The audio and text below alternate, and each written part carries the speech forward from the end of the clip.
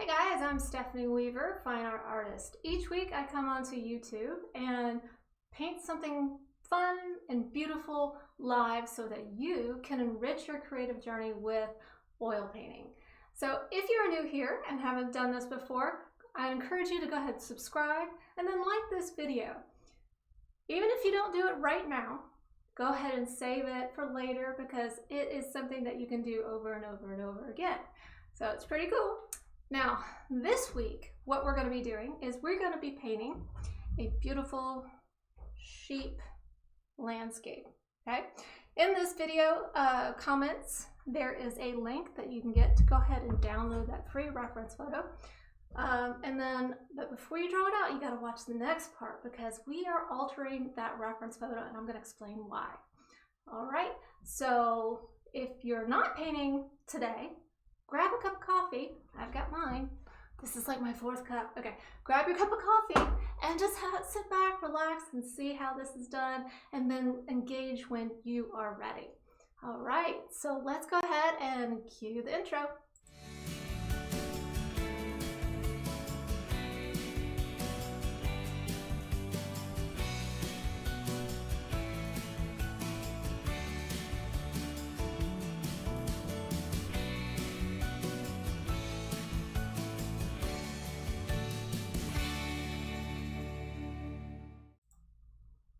Welcome back. I'm so glad to have you guys here.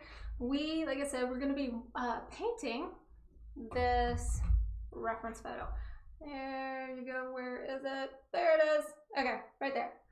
And right here. Okay. So I do have mine already pre-drawn. I started working on the drawing actually earlier this week. And in the reference materials that I identify in the comments, you can actually get larger sizes of this already laid out in the proper format. Now, what do I mean by proper format? So I'm going to show you something down here. All right, I've got it down in my palette section right here. So what I love about this landscape, and I grabbed this reference photo off of Pixabay. Pixabay is a nice free resource that artists can use to develop their own artwork based on the images that professional and semi-professional photographers provide. So I took this reference photo, and what's funny, like the inspiration behind it is I knew I wanted to paint something farm animal. And in my in-person oil painting class that we do via Zoom now is I asked the question to my students, which would you rather do? Farm animals or landscapes, because I think the next series of paintings I want to do is going to involve one or the other. What would you find more valuable? And so, you know, their consensus was farm animals, because just like the heads and stuff, because I'm more known for the animals and pet portraits and things that I do. But then when I told my husband, I was like, okay, which ones do you guys like? And so, you know, I flipped through some images, and this is one of the images that grabbed my attention. He's like, that one. And so I was, well, okay. So I'm combining the two things this time. We're combining landscape plus animals. So yay. Okay. Now, what drew me to this image was a couple things. So if you look at it, number one thing that I loved was the backlighting that was happening on this sheep. And I love that I could see the background. There's like this hazy blue, beautiful color, and it mimics what's kind of going on inside the sheep's fur too, or wool.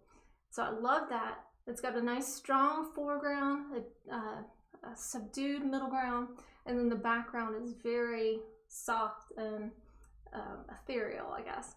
So I really like that. But when I also looked at it from the eyes of an artist, knowing what composition looks like, it's bad composition, because what's happening is my main subject is smack dab in the center.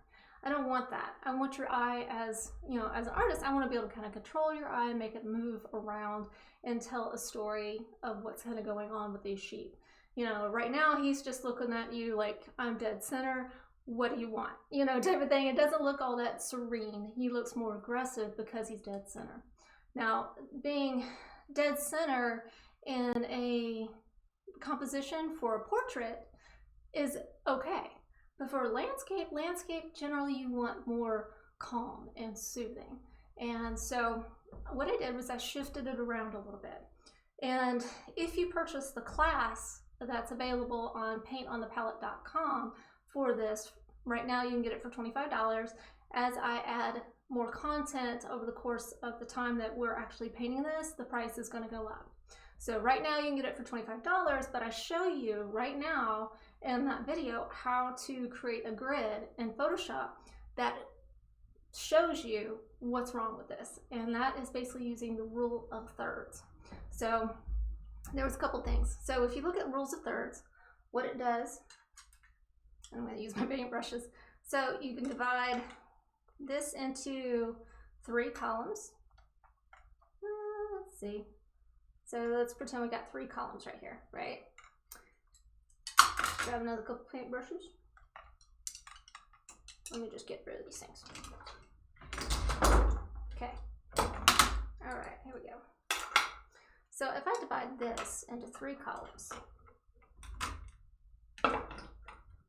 and there is actually a grid app that you can get, by the way. But if I take this and divide it into 3 columns, once I get the little paintbrush to stay, and then 3 rows, see how he's in the middle? We don't want that. What you want with the rule of thirds is to say, like, the main subject is one of these interceptions here, these overlaid parts, like here, here, here, here. So what I did in Photoshop is then I edited the picture to where it shifts that sheep over to the right where he wouldn't be in the center, and it would be more calming and pleasant composition. So that's kind of a general idea about rule of thirds. Okay, so in my paintonthepalette.com, you can actually get the reference photo already gridded out, and I did add a simple grid to it. And in the videos, I explain how to draw things out using my triangle grid method. So all that's available on paintonthepalette.com.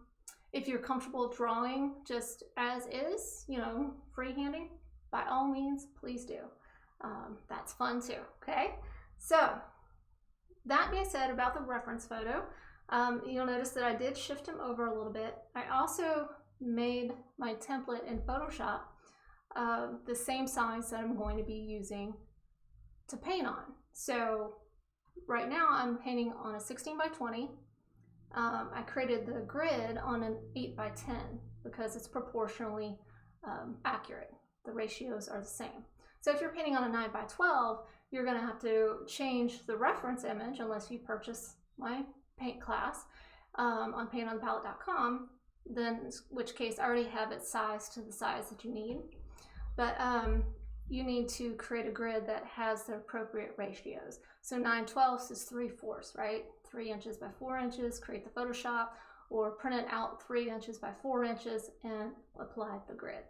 So all that's pretty technical, sort of, but it's, like I said, I go into great detail, not only in the Paint on the Palette sheet class, but I also go into great detail about it in my 6 methods to drawing class. Okay, so like I said, I've already got mine drawn out, and then I also have it sprayed with this workable fixative, which you can get like any craft store, and you can also get it on Amazon. So, you know, if you're in quarantine like me, then order it, okay? Workable fixative. If you don't have that, a nice kind of temporary solution is hairspray. Now, I wouldn't recommend hairspray like long term because it will eventually like yellow, and you don't probably want that. So workable fixative, okay. And all the products and, you know, paints and everything that I use, there's a link in this tutorial that has a link to everything that I use, okay? Okay, so we talked a little bit about the reference photo, and so you'll notice I have it gridded off. I moved him off to the side, so now he makes sense. He's not in the dead center. He's off to the side, and he will actually intersect with one of the rule of thirds, right? Okay, so that also leaves a lot of dead space kind of over in here, and that's where we get to use our artistic license, kind of make up what's going on over there.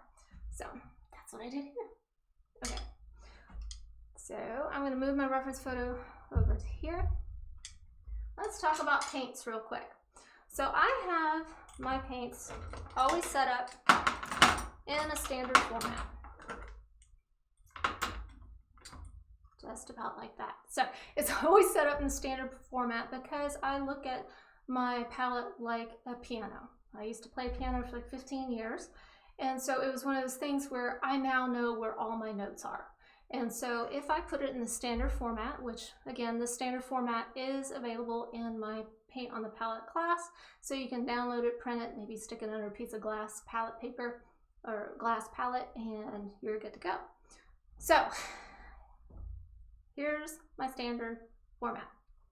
Okay, I always have my black over here, and black, it's up to you. Mars black, lamp black, ivory black, whatever you want to use.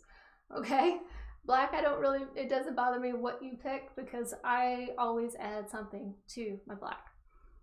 Ultramarine blue, cobalt blue, sap green, alizarin crimson, burnt umber, burnt sienna, cadmium orange, yellow ochre, and cadmium yellow medium. Okay, and then down in the corner all by itself, I'll have titanium white. It's important to use titanium white because don't use zinc white in this painting. Zinc white is something that you want to reserve for glazing, which I'll go over that another time. Okay, so if I went too fast there, you can also go to paintonthepalette.com, and the supply list is there and it's free. So you don't even have to buy anything with that, okay? All right, so I'm gonna put my paints over to the side. They are not going to go too far because I might need them. Okay, here we go. And I already managed to get stuff on my brush. So I also have some paper towel. There we go. And then as far as mediums, I use, for this one, we're going to be using Galkid.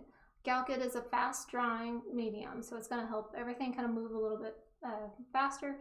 I don't use this in every single stroke.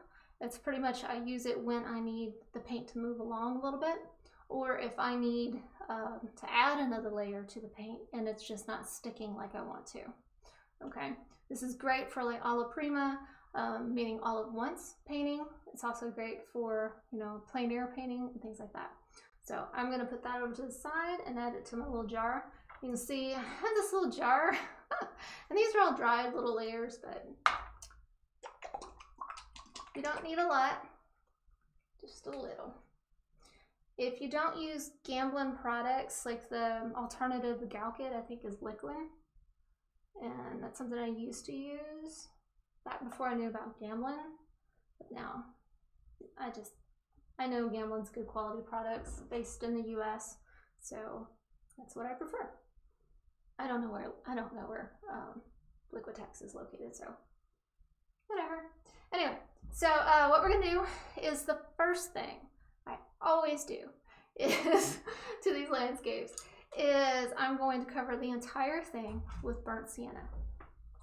So how I do this, and I've got Gamsol. Again, this is a Gamblin product. It's odorless, non-toxic, and no, they don't pay me to say that, okay? But it's odorless, non-toxic. It is not turpentine. Back in the day when like Bob Ross was doing all this stuff, he was using turpentine and flipping it all about and stuff. Well, turpentine is toxic. Hello. So we don't have to use that anymore. This is odorless, non-toxic. Love it. Even OSHA couldn't find odors in Gamblin's facilities because they even clean their machines with this. That's how fabulous it is. Okay, let's get the paint. So I am going to grab some of my burnt sienna. The reason why I'm grabbing some burnt sienna is a nice warm color. I am making it nice and thin, so you can see how thin that is. Yeah. And I am going to plop it on my canvas. Now, how many people did a gasp there? No, oh my God, no she didn't. Yes, I did. Okay, so what I'm doing is basically covering the whole canvas with a tone. I am toning my canvas. Now, I keep saying canvas. I am not actually using a canvas. What I am using is called an Ampersand Gessobord. It is a hard board. One of the many reasons I like the hard boards is because when I do glaze on my paintings and I use zinc white, I don't have to worry about it flaking, and because zinc white is very brittle, and that way I don't really have to worry about that quite so much. Okay. So I'm gonna get all this on here. So like I said, I am toning the canvas. One of the reasons why I'm toning the canvas is a couple. One of them is to get a nice warm foundation all over the painting. It's also transitioning my mind from, you know, my computers and my family and all the things that exist outside this painting. And it's also making me kind of calm down a little bit, because now I'm getting into this. I'm starting to shift my brain from the logical, analytical side more to the creative, fun side. Now you notice how thin I am painting it? I can still see all my lines through this.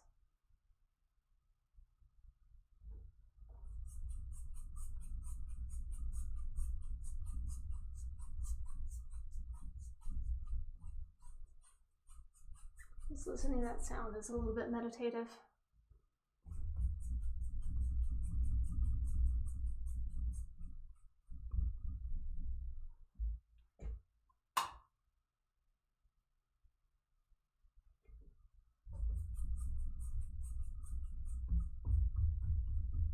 The other thing about adding on this nice warm color underneath is if I don't cover the entire canvas with paint on my first layer, or even my second layer, or even my third layer, this beautiful color is going to kind of come shining through.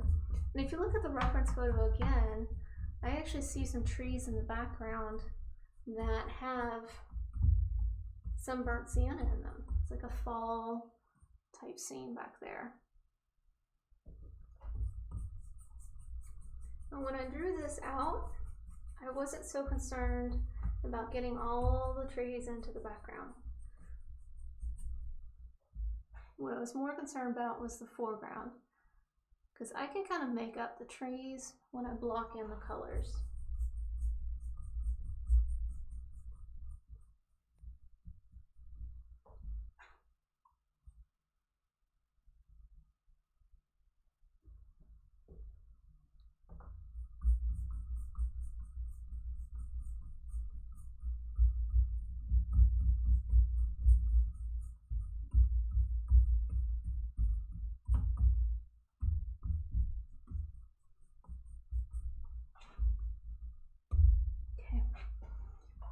Alright, I got my initial toning of the canvas on. I'm going to wipe my brush off pretty good. Okay, using the same paper towel that I had in my hand, what I'm essentially doing is creating a smooth surface with just moving my paint around. There's a couple reasons why I'm doing this. Number one, I'm picking up a lot of the extra Gamsol. And number two is by doing this, it's going to help that first layer just dry a little bit more faster.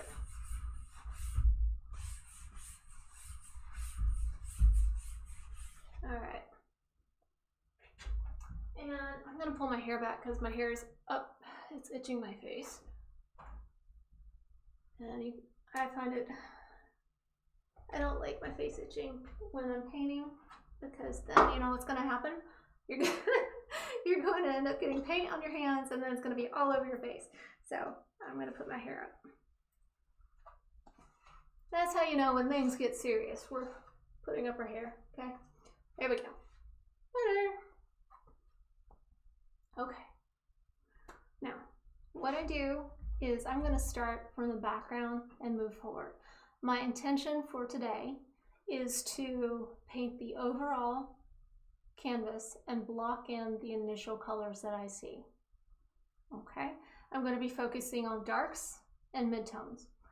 I'm going to try and do my best to refrain from adding any extreme highlights. We're going to reserve those for the very end. Okay, we're building on our layers from background, foreground, and from dark to light. Okay, all right, so I'm going to mix up some paint here. All right, I'm going to mix up what I see kind of going on in the black background here. You notice there's like almost just one big shape here, and I could probably cover that whole area right up in there. Some blues, and we're just going to block in some of this burnt sienna colors, bring in some trees. Okay, let's go ahead and do this. I just grabbed a little bit of cobalt blue and some titanium white. And that's way too blue. That'd make a beautiful blue sky, which we might use at some point. So I'm going to pull some of that off to the side. And I'm going to work on making this purpley haze mixture that I see. So I've pulled off some of the cobalt blue and titanium white over to the side, grabbing some alizarin crimson. I'm going to work towards making a purple haze.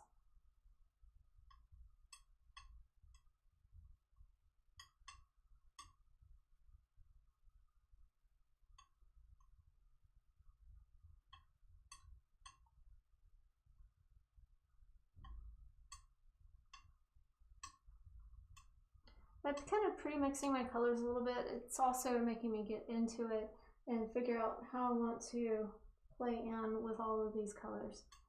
So that's the color I'm going to play with there. I'm going to go ahead and mix my dark greens that I see up in here with the trees. So grabbing some sap green. And I'm going to grab some ultramarine blue. And just to kind of tone those two colors down a little bit, some of my burnt umber.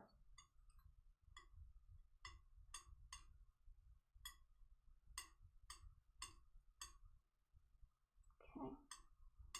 That's a very rich, dark green color.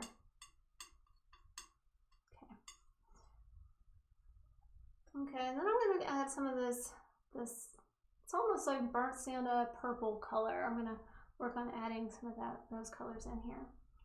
So let's see, I'm going to grab some of the burnt sienna. And I'm going to grab a little bit of this cobalt blue, alizarin crimson, and white. Now, how do I see those colors? That took years. Okay, so I know to me it looks like it's a mixture between purple and burnt sienna. So I was working on creating the purple and then adding burnt sienna. So that's kind of how I came to that conclusion. And then I'm going to work the color towards more of that burnt sienna color.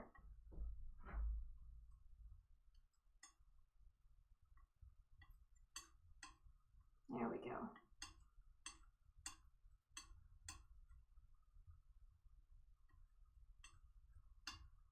Okay. Okay, I'm going to start putting some of this on here. And what I'm focused on right now is blocking in the colors. I do need a little bit of medium for this. It's not moving as easily as I would like. Okay. And I am going to hold my reference photo. Okay.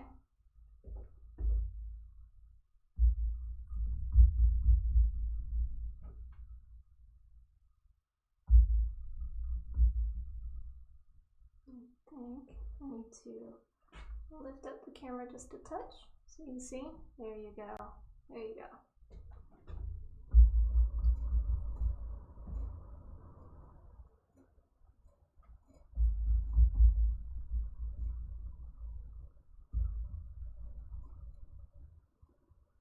In this initial underpainting, I am keeping things pretty thin.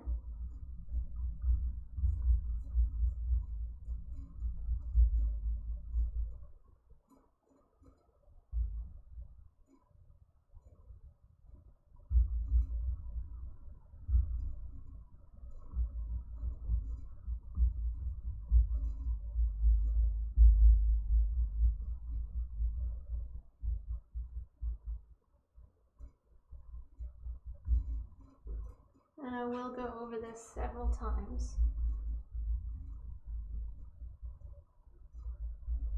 Okay, that's kind of the haze up in the mountains that I see. I see some blues over in here, so I'm going to add this blue that I see here. I did not clean off my brush. So I find that whenever I can move from like essentially this value, the values are about the same. And when I say values, like if you squint your eyes really, really tight, they're about the same color. If you take your cell phone and turn it to black and white and take a picture of them, they're about the same color. So that's what I mean by values. If they're about the same value, I really don't have to switch my colors all that much on my brush because it just creates harmony in the painting.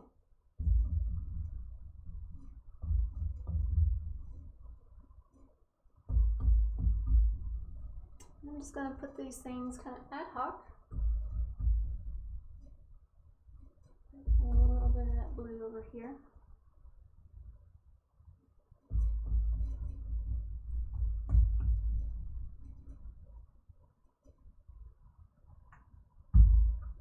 Let's see, how's that doing? That's still a little bit. Okay, I can't put that there.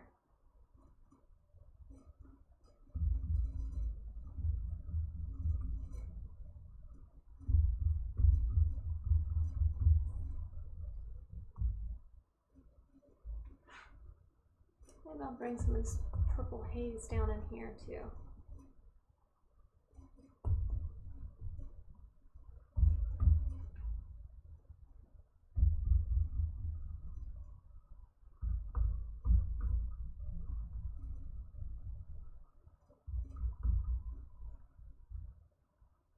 Okay.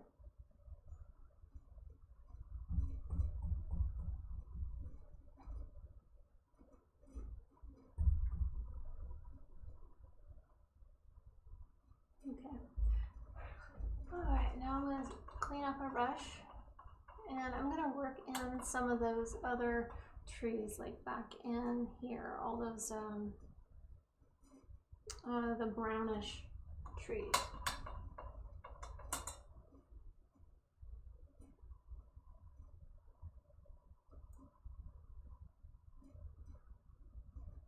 And all I'm doing is focused on getting in, just blocking in the colors that I see. And you're going to see different colors than I do. So if you see more, brown on something, you add the brown. The key is to paint what you see. Use the colors that you see. And when I say, it's important to say you see, that you see, not what you think, but what you see. And the difference there is, when you ask children, what color are the clouds? And they'll say, oh, they're white. No, they're really not. That's what they think, because that's probably what somebody's told them. But if you actually look at the clouds, you're going to see all the colors. You're going to see this ground reflected in them. When it's stormy out, you're going to see all these different colors in them. So that's why I say it's important to grab the colors that you see, because you see colors different than me. We all have different number of rods and cones in our eyes, and that's what makes art so unique. One of the many things that makes art so unique. We get to see how you see.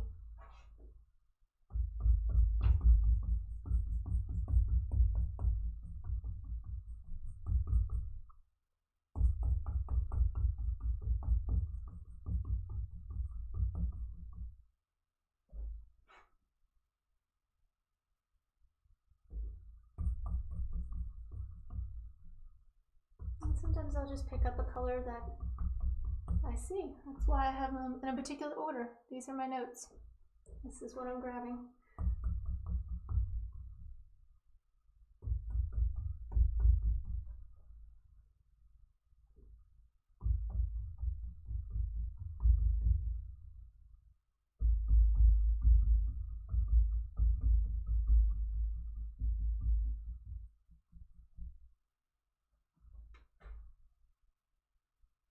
I lightly dip my brush into the medium. I don't dip the whole thing in there. You don't need a bunch. If your canvas starts looking sticky, you're using too much medium. Okay? And it is a sticky medium to begin with. It's high viscosity. So viscosity means sticky, basically. So if you think about honey, it has high viscosity, whereas water has low viscosity.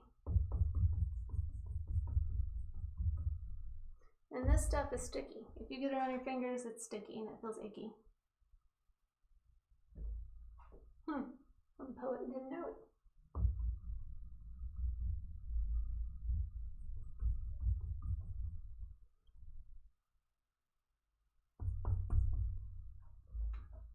I'm going to add some variation to this color. I'm grabbing a little bit of my burnt sienna and just add notes of another color in here.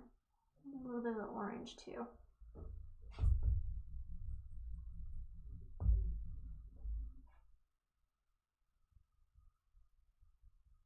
And I'm going to have to get more burnt sienna in a second. When you introduce a new color, always touch at least 2 other places, so a minimum of 3 times on your canvas. And those, I'm going to do it 5.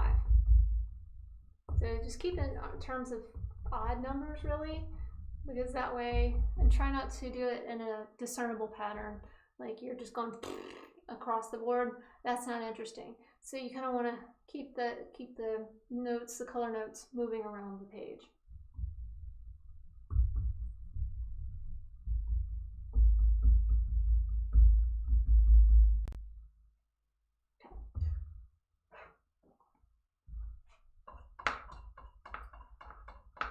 Okay, I'm going to pause for a second while you guys catch up. And I'm going to add some more burnt sienna, and I need more Gamsol in my container. I think pretty soon I'm going to do a video on how to clean your Gamsol, okay?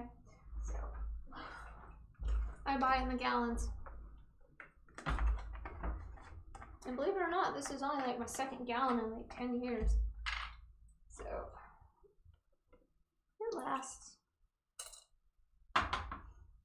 And when I fill up my tank here, I don't fill it up all the way, like you can see that. You can see the grid down below.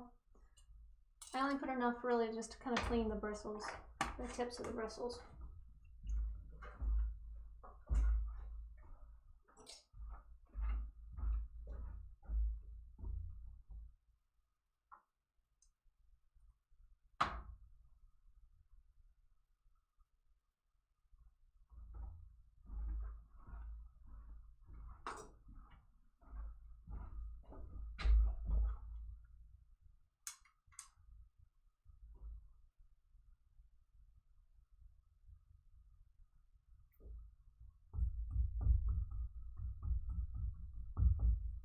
You also notice that I'm kind of moving my brush, doing a crisscross.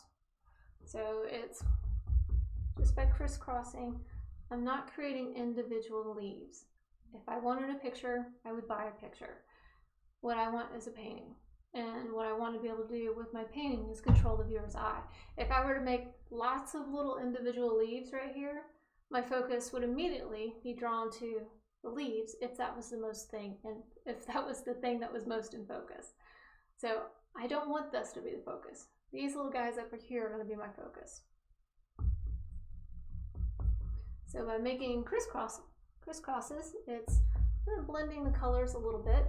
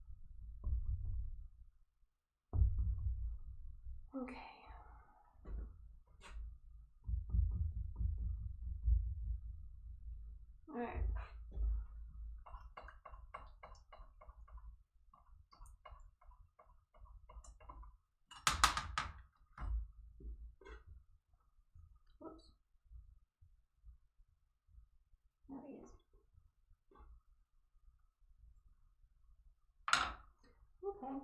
Next thing I'm going to do is start working on some of these trees that I kind of see in between. I know right now it looks like a hodgepodge, but I swear I've got a plan. Okay. So what I'm going to do is add in the trees. I think I'm going to use my angle brush here. I just break up the bristles a little bit using my Gamsol. And I'm going to go for this dark green mix that I've already made.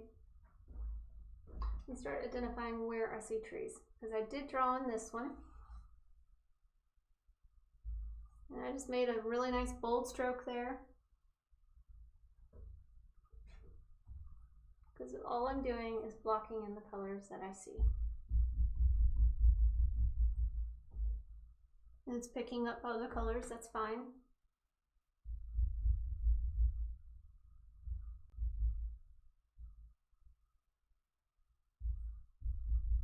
And actually, that is not as dark as it needs to be. I'm just going to add little notes of black to this already mixed paint.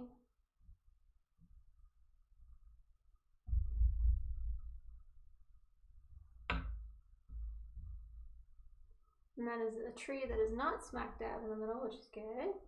I would have changed that.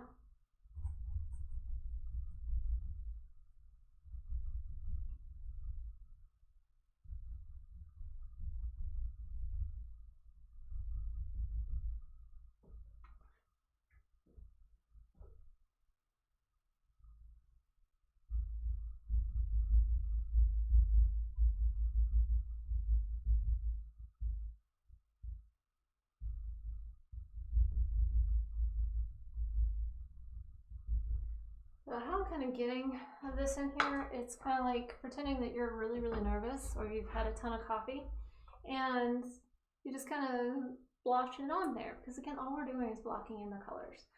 Details will come later and I don't want to do any details just yet. We're working on the background, we're going to come forward. In real life, what you notice in detail are things up close. So keep the background nice and simple. I'm grabbing a sip of coffee. Nice and simple.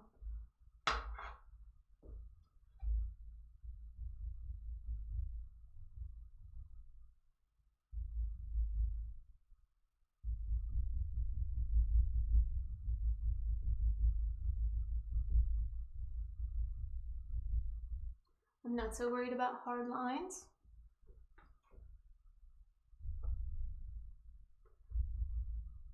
All I'm doing is creating a nice, soft background.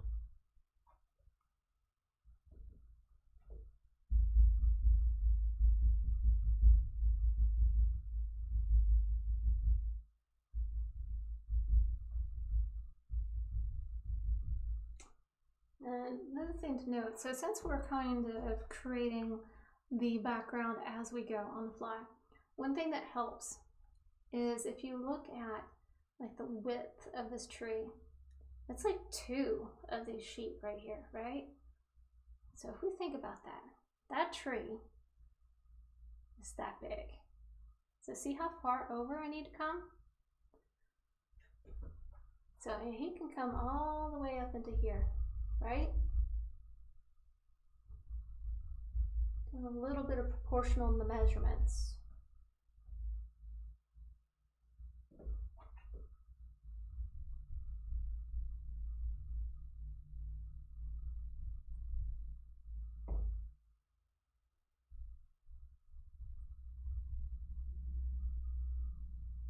Creating maybe a couple of illusions of trees in the background.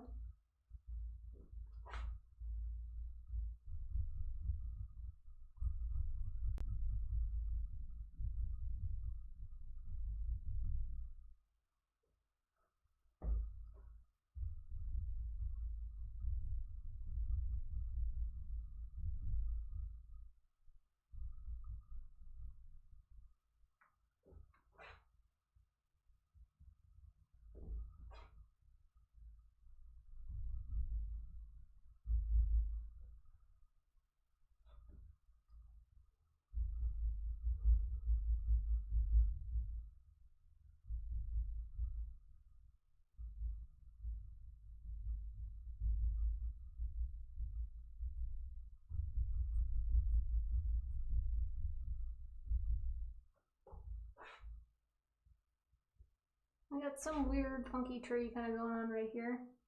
So let's see, I got that one. What I like about this weird funky tree is it's adding a really nice background to this sheep's head. So it's going to create a really nice contrast between the extreme light here and that dark. So while I don't particularly care for that really kind of funky looking tree, I can play with it. So what I might do is just kind of make it a little bit shorter, and so that we can know it's a tree. And yeah, I think that's what I'm gonna do. But I want the dark right next to the light. So when we add in those lights, it's really gonna pop.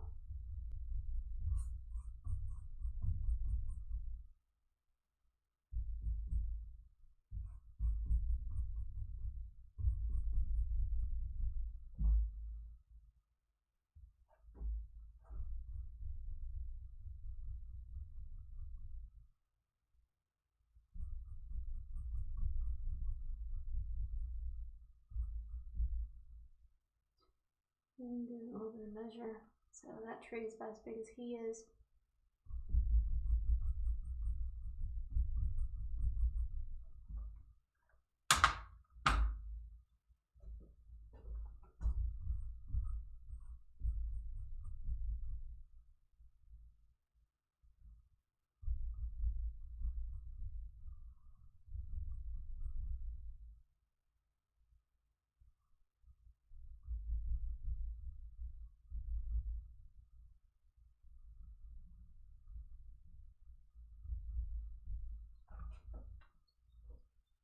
Tell you right now, this looks awful, like in person. Looks pretty good in the screen. And what that means is like I'm on the right path, because nobody is gonna go like this up to your painting to see it. Everybody's gonna stand back and observe. That's why you have such long paintbrushes, so you can get far away from your painting to gain perspective on what it actually looks like.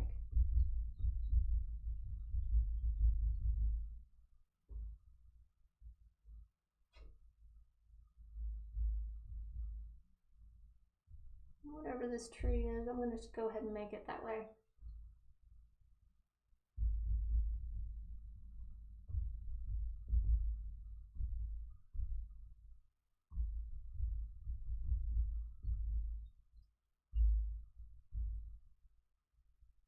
And its width is about the size of his head. So, okay.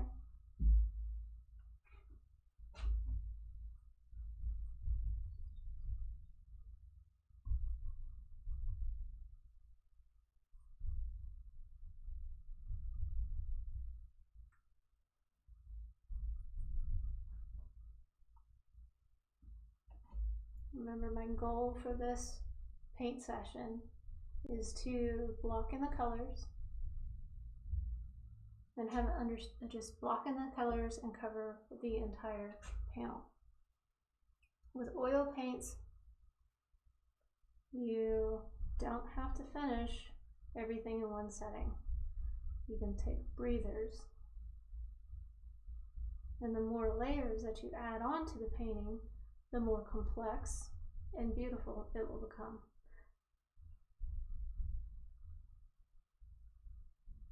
So while the subject may be simple,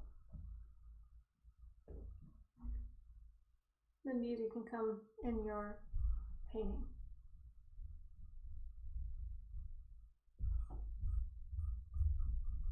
Okay, what I'm seeing right now that I don't like, 1, 2, 3, equally spaced apart.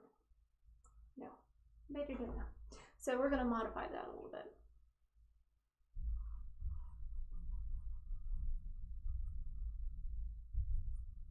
How am I going to do that? I'm going to add some little ones in between. Okay.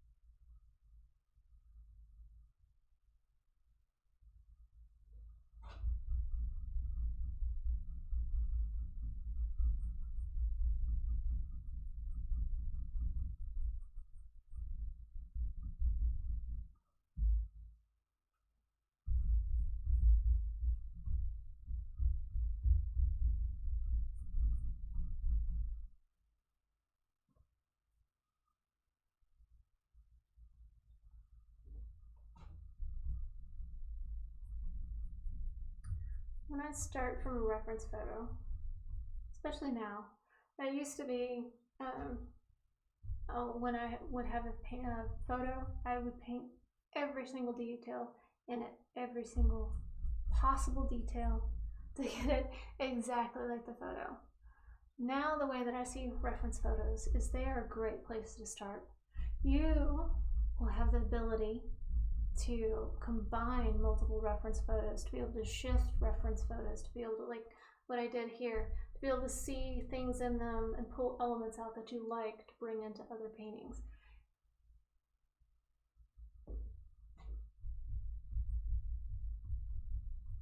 One of my goals for my paintings is to make them look better than the original reference photos.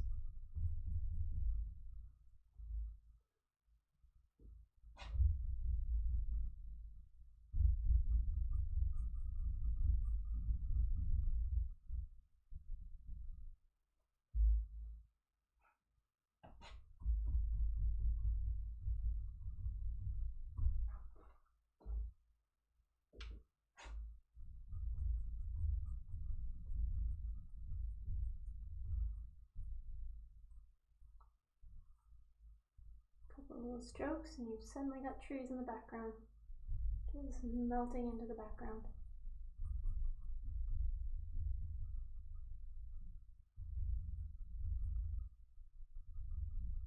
And by creating a lot of soft edges around this tree, I'm going to start melting him into the background too.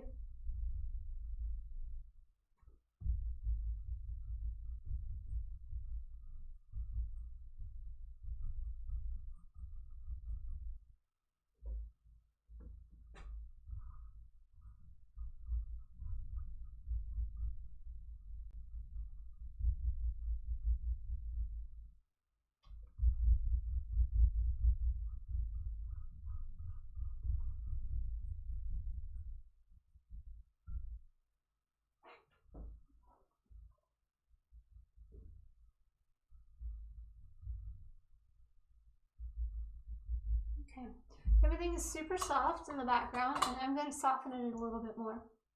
So what I'm going to do, I'm going to take a dry mop brush. So this is like a master's touch, just big mop brush, number 12. And I am going to even further soften and blend all of this in. My purpose and reason for blending it all in, there's a couple reasons. Number one is I am creating nothing but softness back there, no hard edges, because again, what's in the foreground is what's going to be in focus. This is the background, and I'm going to make it out of focus and remove all the hard lines. That's number one thing it does. Number two is it creates subtle transitions from one color to the other. So that way it's all nice and hazy. You get these nice, you just get the illusion of the trees without seeing every single leaf. This is not the last time that we're going to touch this. We are going to add another layer of paint on top of this to really make and give it depth, create those shadow trees that even go on behind them.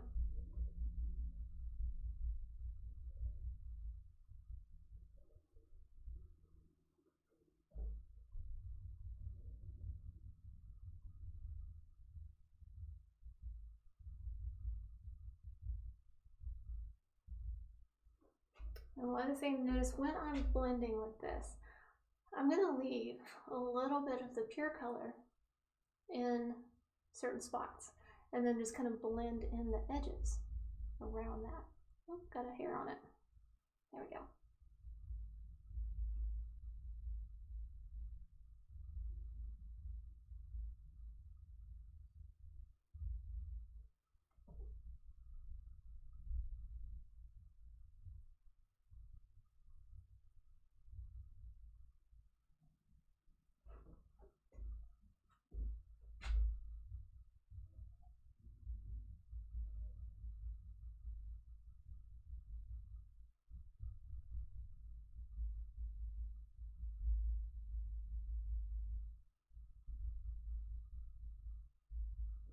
Occasionally you might need to wipe off your brush, and I just do that by taking my paper towel and really rubbing it on there.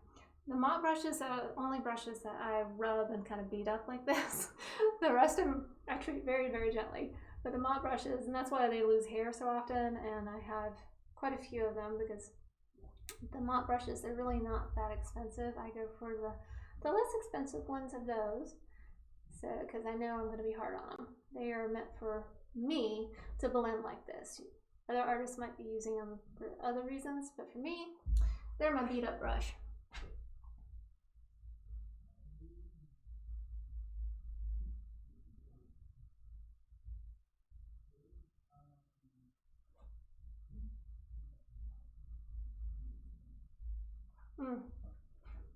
I'm loving the colors. I love this purple.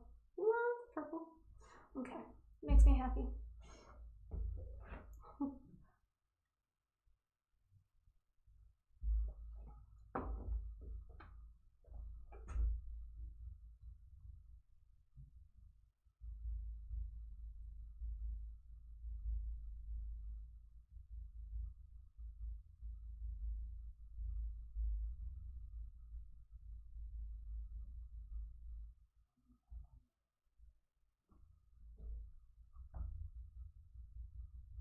I also love this contrast that's going on in between here. I used the burnt sienna and a little bit of cat orange against this green. That's just really going to make it pop a little bit more. It's adding some vibrancy to it. You can feel the background just, moving a little bit.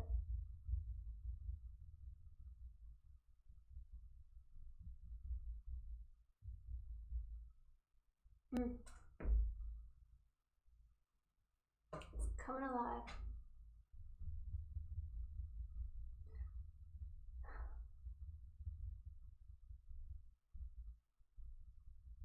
Like that little pop of color right there too. I might add some more of this little pop of color like up in here, like that's peeking through some of the branches that we're going to be adding later.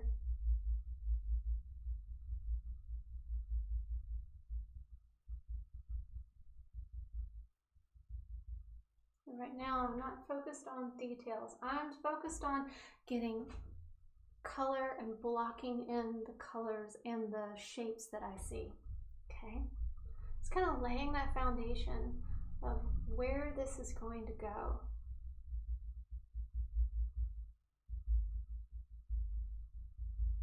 You might have a different story with this reference image. For me, the story is about these sheep. It's calm. To me, it's a family of sheep.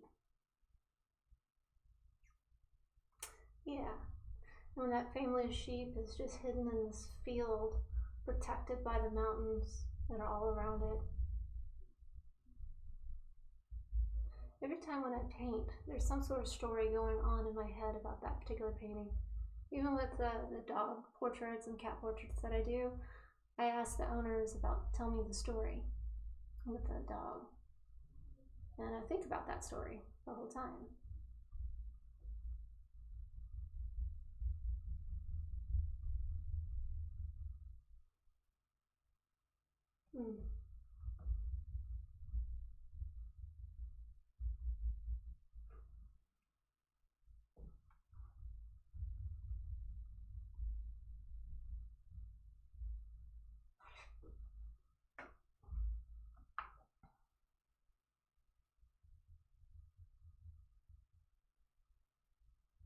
I'm just going to add a little bit more paint over in here so this moves a little bit more easy. I'm going to add a little bit of color variation up in there.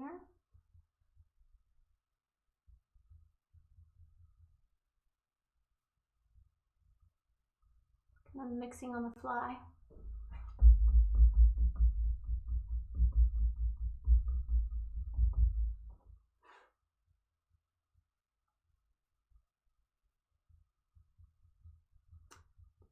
Dipping a little bit in the Galca, just enough to get it to move. Sometimes the paint gets a little bit stiff. I know a lot of acrylic artists, they're hesitant to move to oils because they're thinking that it takes forever to dry. Well, let me tell you, there is a huge benefit in letting working in oils, and that is because you can manipulate them like this. In acrylics, you would have to work on this spot and then, you know, move around. I can move all over the place and still blend in.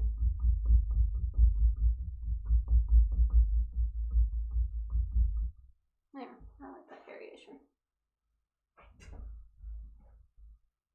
Kind of step back for a second, take a look, see how far you've come, see what you want to modify.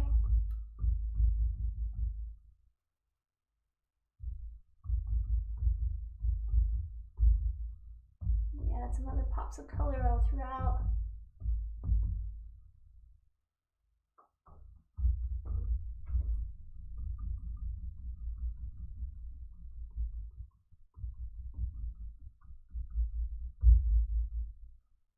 I think I might add a little bit green into that background. I'm going to use some of my Gamsol, actually thin down the paint just a touch as I come back in here.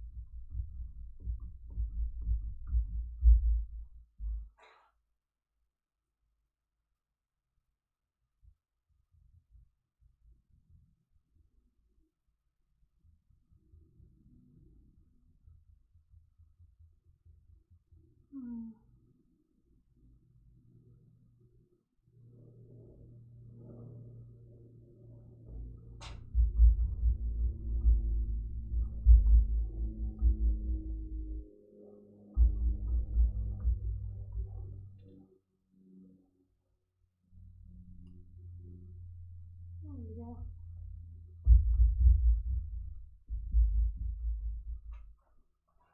I'm gonna add some of that same color over here.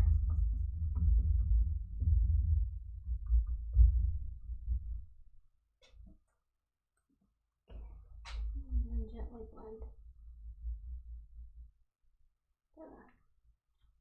Here on that.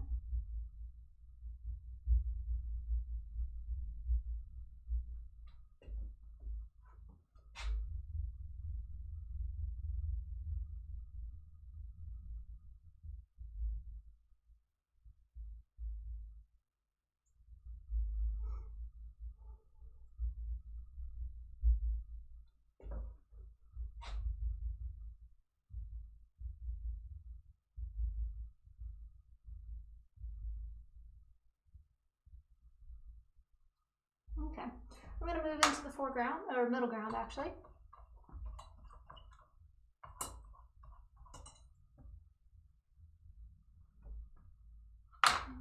Pull up my reference image again. Okay, so when you look at the middle ground, that's this area right in here, that middle green color. So I'm going to create another green. I'll grab my sap green, my yellow cad, my yellow cadmium medium, I should say. And I'm also going to grab some of this yellow ochre to subdue that brightness. We're not ready to go just full on bright yet.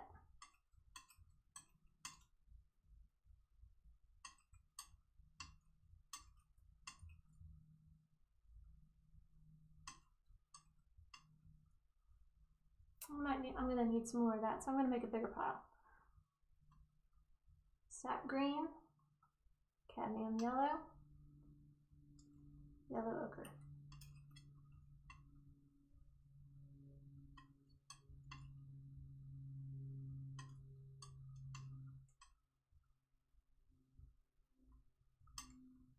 Okay, it's probably a nice medium sized colored green right there.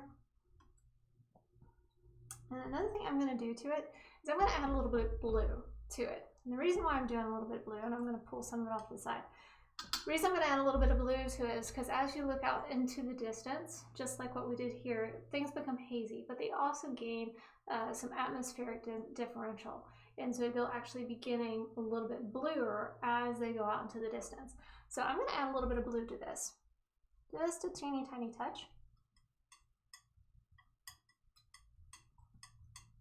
Okay, see how much calmer that became? So as I move from the distance into the foreground, I'm going to make a nice transition from this color to this color, and then in the foreground even be lighter.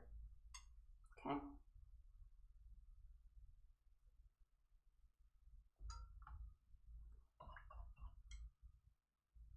And you also notice I am using a big brush, like, well, this is big for me. This is number 8 Rosemary and Company Long Filbert. I like the long, the filberts. I don't know why, I just do. I like the filberts and the flats probably the most. But that's something that you get used to over time. So I would encourage you to play with a lot of different types of brushes and figure out what you like the best.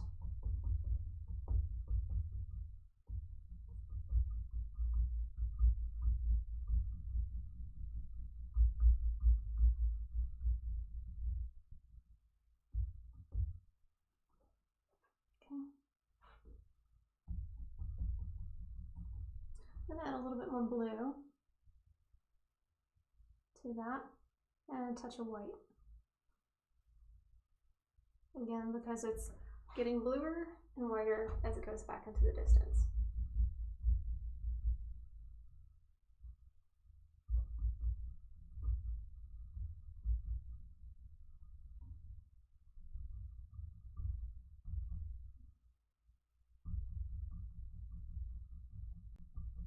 The other thing I like about the blue is that, okay, so you guys have all seen the color wheel. Okay, so the color wheel is an extremely valuable tool to have. And one of the things that I'm thinking by also adding in the blue is that the color on the opposite side of the color wheel is yellow, right? Complementary colors, opposite side of the color wheel, make things pop. And when we get to the sheep here, the vibrancy of the color that's going on, the light that's reflecting off of them, I'm going to add some yellows to that. And that's really going to add a beautiful contrast where he's just going to pop out. So that's another reason why I'm adding a little bit of blue. I have a color wheel class. You can actually paint a color wheel and learn a little bit more about that. It's not like an in-depth class. If you want an in-depth class, go take a year at a university. Just saying. So, but it is enough information to get you really where you won't create mud, or if you do create mud, you'll do it with intention. Because believe it or not, those grays, let me show you. Let's see, where is it? This is a little study that I did. See all these? These are different colors of what people call mud, but they're actually grays that are fantastic and naturally seen in nature that you can use by using multiple, by using complementary colors. So there's value in that class. There's value in painting every day too, because you get to play with all those colors and figure out this stuff. There is no substitute for experience and experimentation.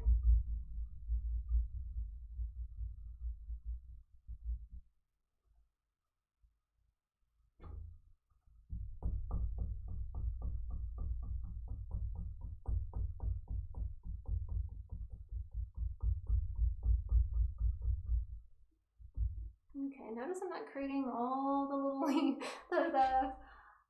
grass things either. And it's very, very calm.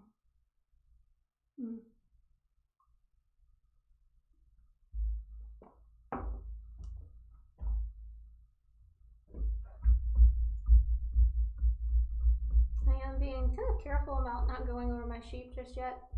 I do want to be able to see my lines on my sheep.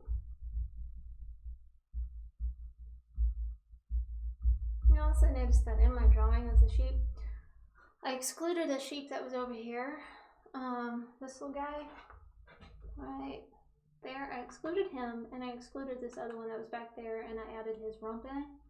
And that's because, like, when I looked at this, and I really evaluate all of my reference photos, and to me, it just looked really weird. It looked like it was almost photoshopped in, or like the sheep's going up the other sheep's butt or something. It's just not right. So I didn't want to add him in there. And then this other little one that's back here, he was just barely there and didn't really add to the story. The story to me is about, you know, the family of 5 that's here. So if you have your own family and you want to add, you know, got a family of 6, family of 4, I mean, you could easily do that. You could easily take him out, and then you got a family of 4, or you can have, like, take this little guy over here and create another one over here, and then you can have like these 2 with another one over here. I mean, there's so many ideas that you could do with this to make it your own. You can even add a dog in here. How cute would that be? Man, I wish I would have thought of that earlier. Maybe I'll add it later. That's another great thing about oils. Like, if you have an idea like that, you can always add it later. There's a painting back here that I've been working on for like 10 years, and it just keeps changing because, like, I don't know, I just add stuff. Da Vinci once said that a painting is never finished, only abandoned. And that is so true. So you can always add in other things to it. So as I'm moving closer, I'm going to be starting to add more yellow to my paint. We're getting to be sunshiny. And eventually I will switch to a smaller brush, because as I get closer inside here, I don't want to go too close to my sheep. And I also will switch to a flat, because I can control the flat so much easier than this big filbert.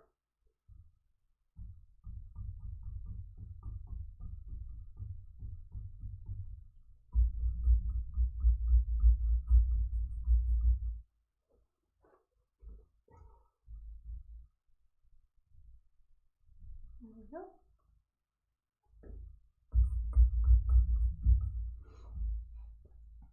Mix a little bit more of that.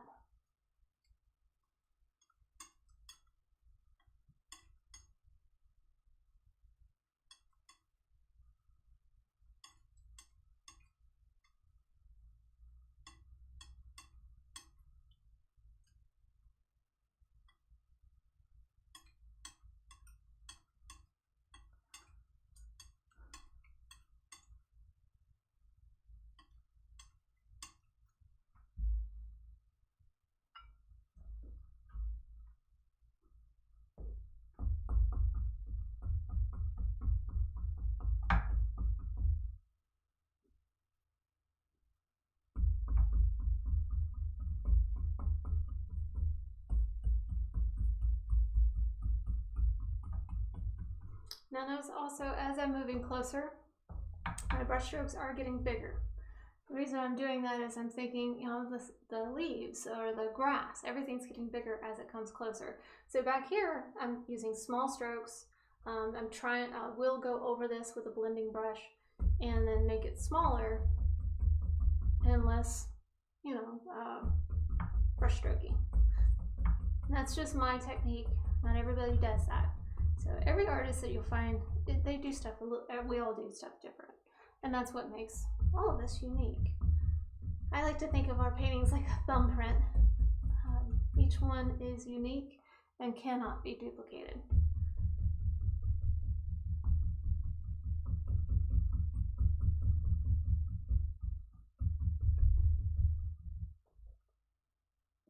Your style is going to be different than mine. Your brush strokes are going to be different than mine. And that's okay. The more that you paint, the more you're going to find your own voice in your painting.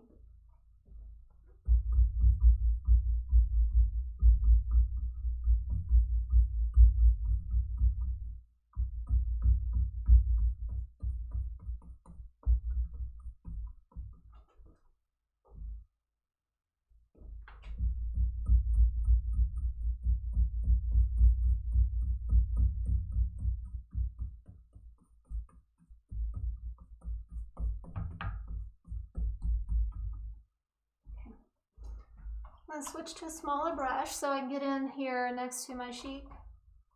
I'm not willing to get, you know, really on top of them with all this green. But, so I'm going to grab the smaller, it's a smaller filbert. It's a number 14 Escoda. So I'm going to continue on with my greens.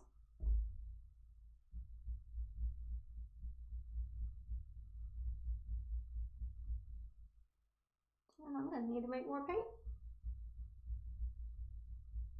I'm going to make some more paint. I need to get more of the cadmium.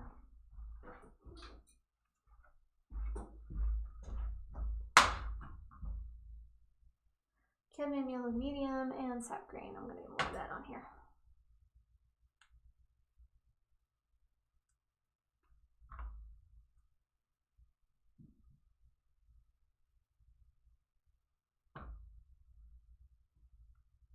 And some yellow ochre.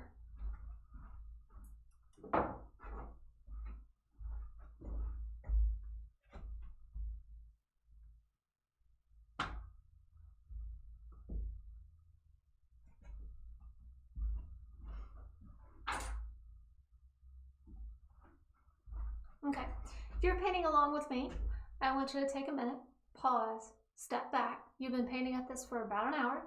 So I want you to pause and step back and just look at how kind of far you've come. I want you to, oh my God, stretch your shoulders.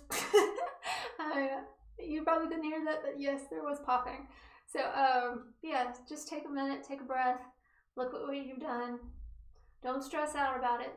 Oil painting is a process, and you know, over the next couple weeks we're going to be working on this painting and really watch it come alive, and it's going to be fabulous. I can see this painting and done, and it's going to be awesome.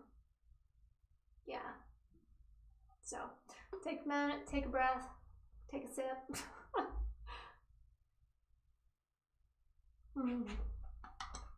All right.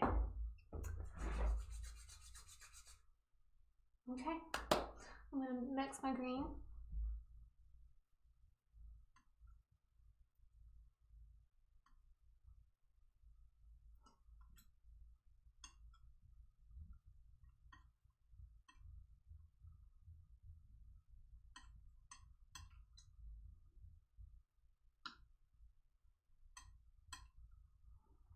Okay, I'm going to pull a little bit out to the side. So now I've got my medium, and I'm going to make a lighter color.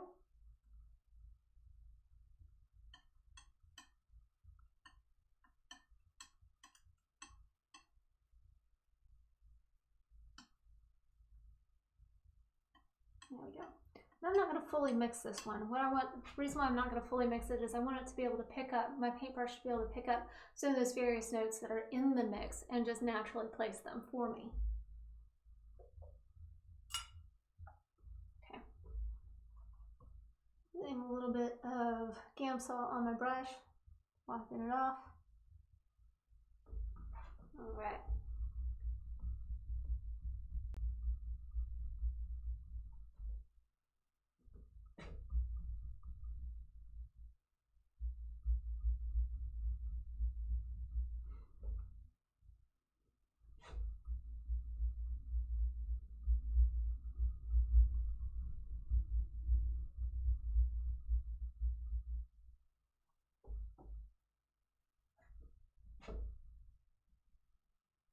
Okay, let's see what's going on with my reference photo. Okay, got it.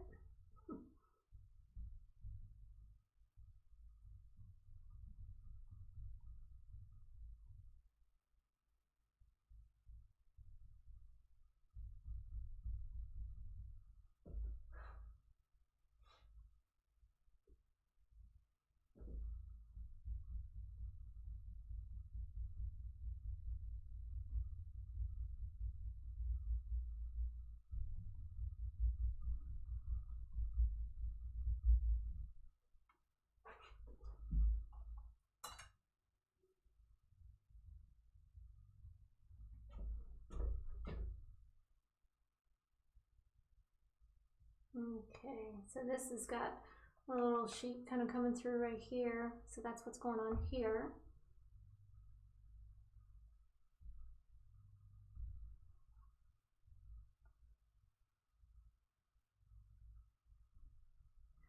And honestly, it looks like that might be the start of another sheet. So I'm not going to paint that other sheet then. Maybe like, I'm gonna hide that one.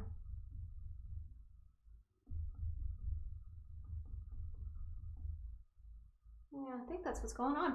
So yeah, one of those,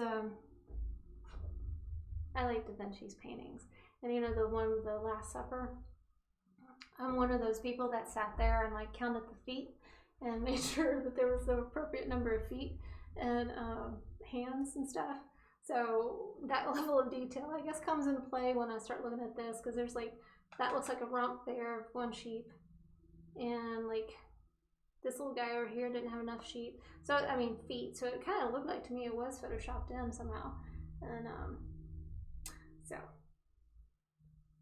yeah. So I'm going to probably end his butt right about there. That seems to make sense to me.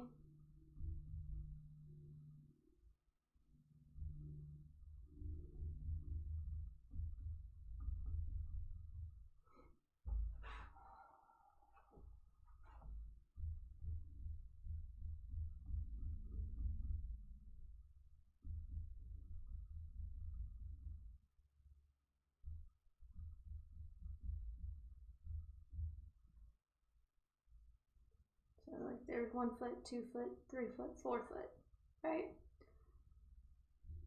And this sheep's got 1 foot space, 2 foot space.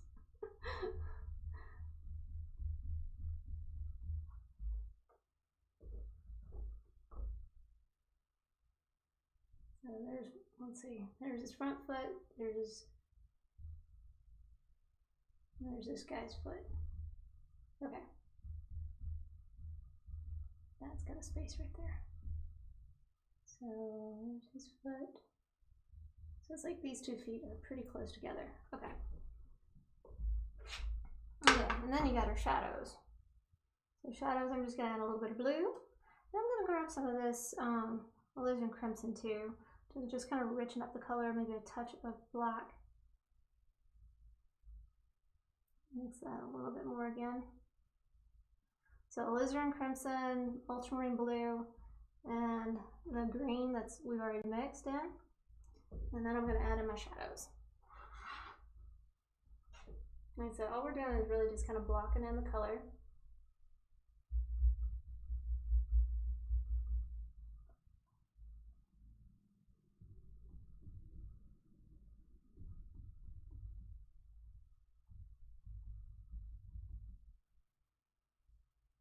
Let's see what's going on here. He's got a foot coming up here. It's nice and dark. And he should have another space right there. There we go. So that's, there we go. 1 foot, 2 foot, 3 foot, 4 foot. And it almost goes directly into this little guy right here. Okay.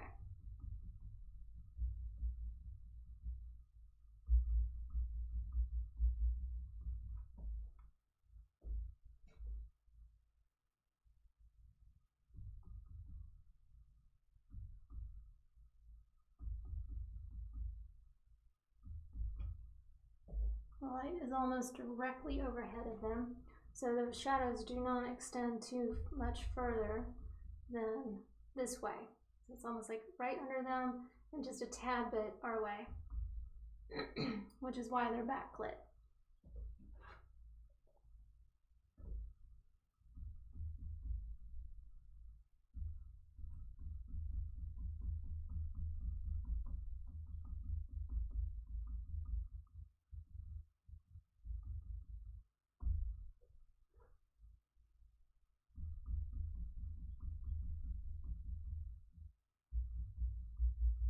Okay, I've got a nice first layer of colors in for the grass. Just like the background, I am going to grab another mop brush and I'm going to gently blend my grass.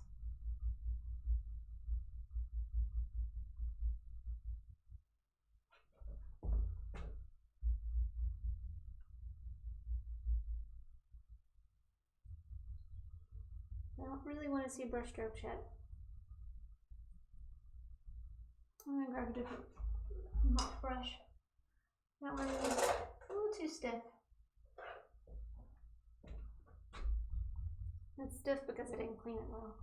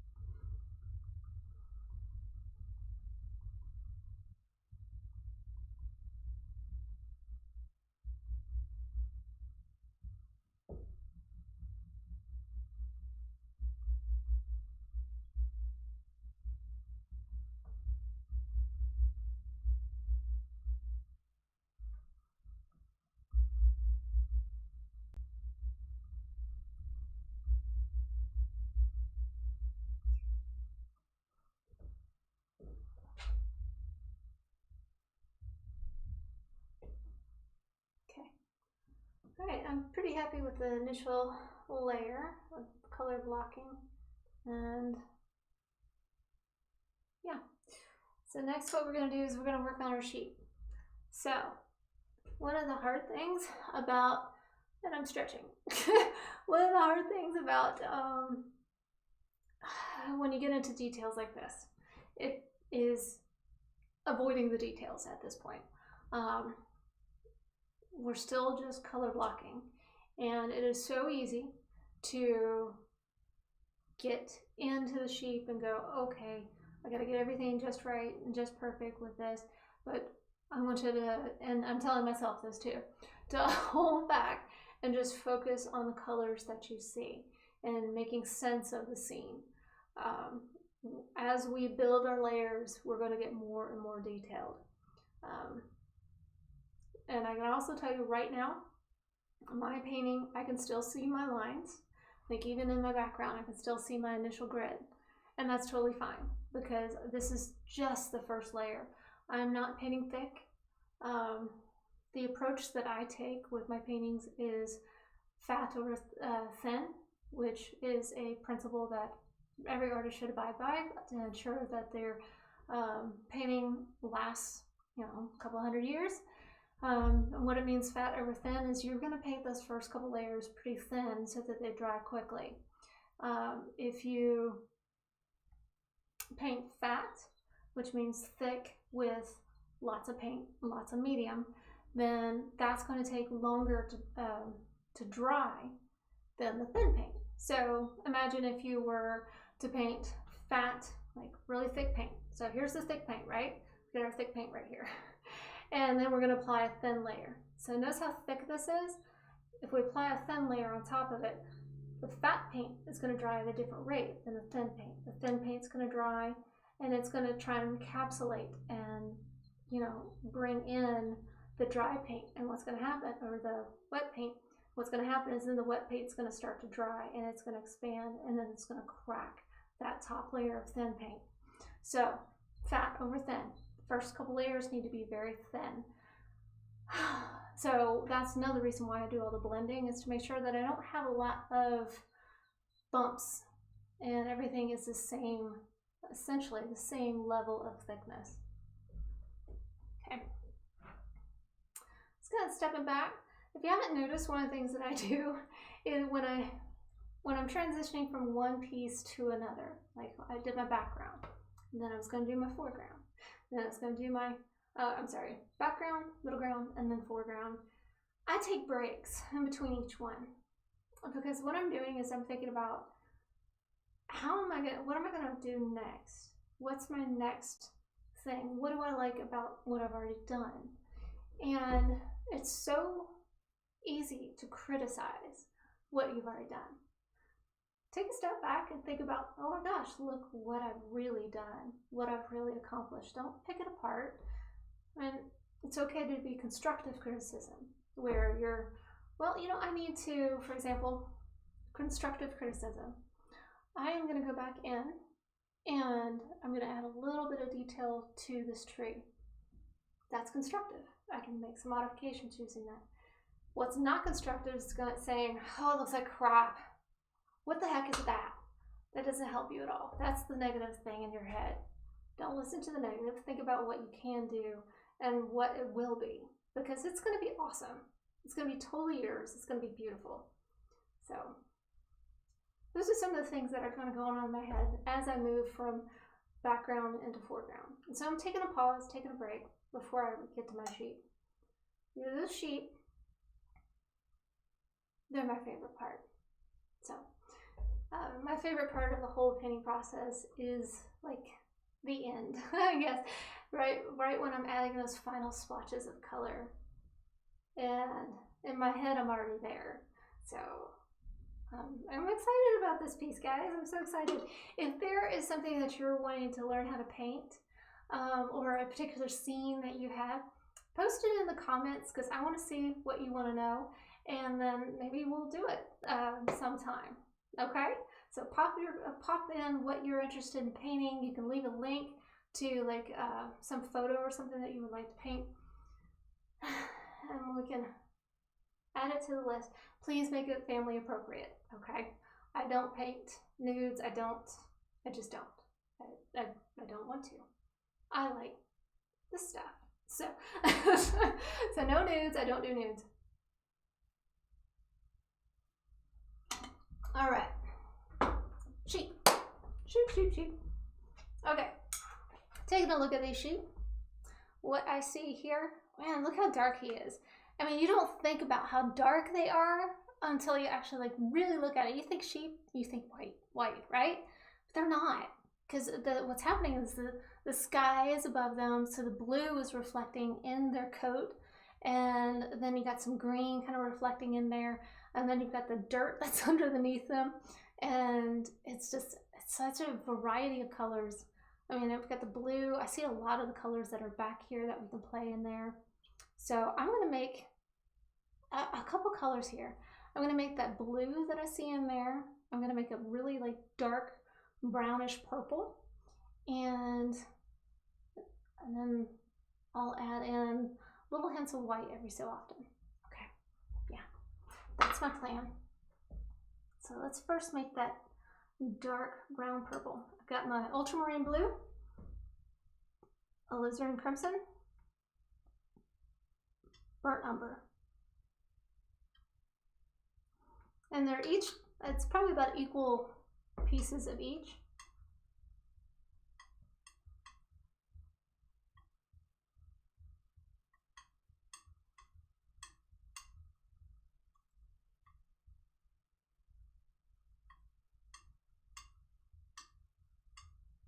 Okay, look at that. That's like really nice, dark, rich.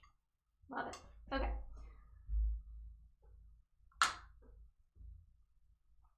Oh, got paint on myself. I'm actually a pretty clean painter. I try not to get paint on my hands. I know a lot of people worry about, you know, toxicity in paints and stuff. You're not really gonna have a problem with it as long as you don't eat them. Or inhale like the cadmium. So back in the day when Renaissance artists and everybody had to make their own paints and they bought the powder, like you can, Like you can go and buy the powder. Like I've got this cadmium yellow. If I were to use this, yes, I would put on a mask because cadmium is bad for your lungs. So just be, you know, don't eat around your paints. You'll notice that all my containers are closed. I've learned that the hard way because yes, I have dipped my paint in wine and hot chocolate and all sorts of things like that. So it's just a good studio health tip. Okay, I'm gonna go make my light blue. I'm gonna grab cobalt blue and some of this white, and I'm gonna grab some of the alizarin crimson. So this will make a nice pretty purple. Again, I'm just focusing in on the mediums and darks.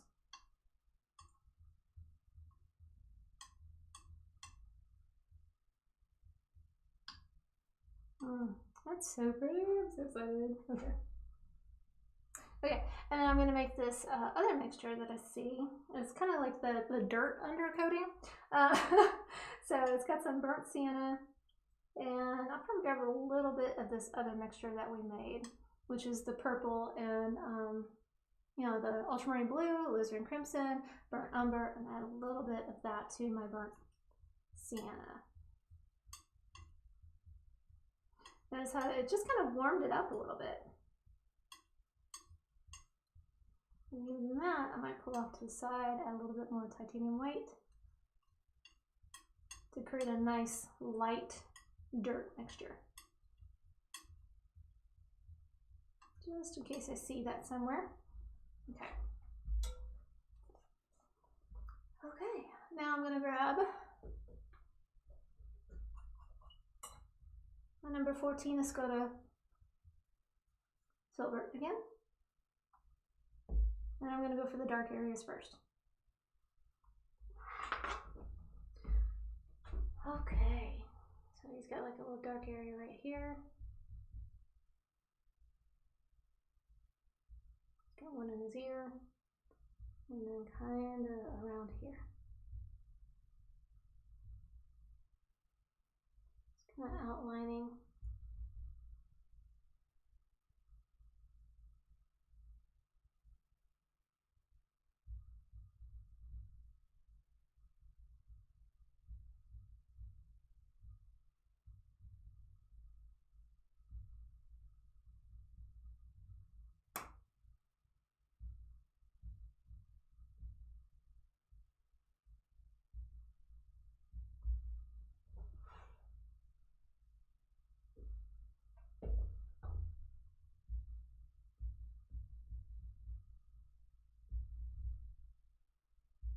I see some blue back in here. I'm going to add a little bit of that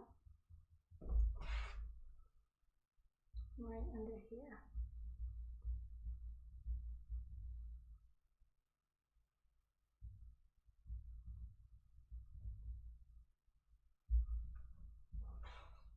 Just get the paint move a little bit easier, adding some Gamsol. I'm not really sure what's kind of going on there, but I think it's his hair hanging over from the other side. Looks weird. I'm probably not going to add that in. So this little spot right in here, I think I'm going to get rid of that because I don't know what it is. Well, some people will be like, oh, it is what it is, and just kind of throw it in there. But to me, like if this were hanging over my fireplace, what the heck is that? And so it doesn't really add any value either. So I'm getting rid of it.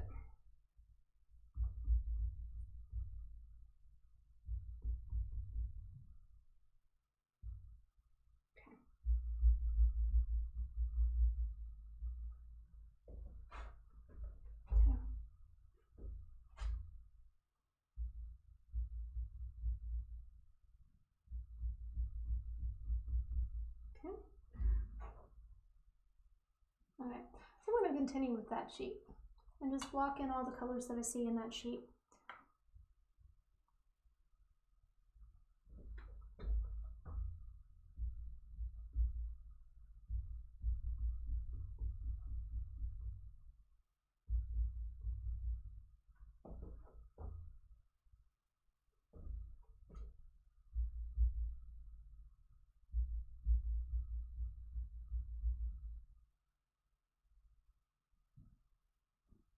Okay, so this leg is in the foreground.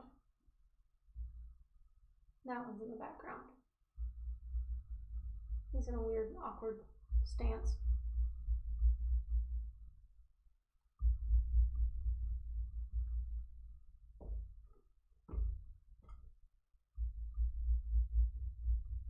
And so I'm kind of leaving a little bit of my highlight here.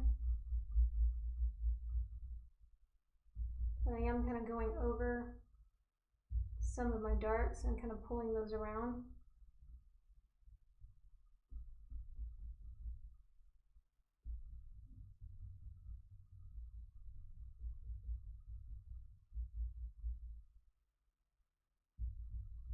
And that leg's in the foreground. Okay. All right. Now I'm going to add a lot of white. I'm just going to grab some of the straight up white. And I'm not really focused on the highlights right now, okay? But what I'm going to end up doing is by pulling in white right here, it's grabbing some of this other color paint, right? And it's grabbing even some of the green and bringing that in. So it's bringing in a little bit of harmony all around it. And going ahead and adding a little bit of that backlighting that we all love.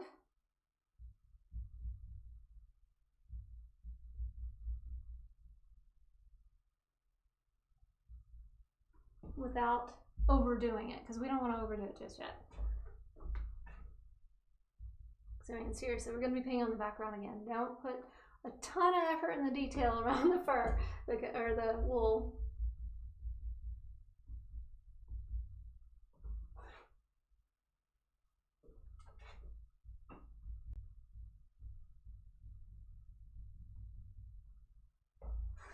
Notice I haven't got to the space yet. I'm going to need a smaller brush for that.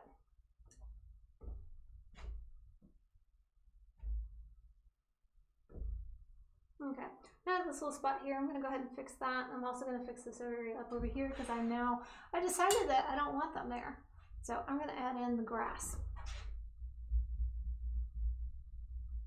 Okay.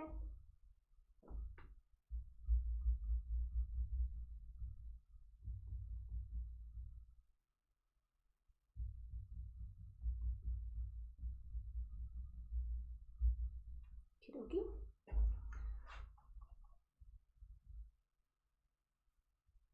Okay, going for a smaller brush. This one I have number 4, a Skoda. This is also a filbert. So I'm going to go into his face.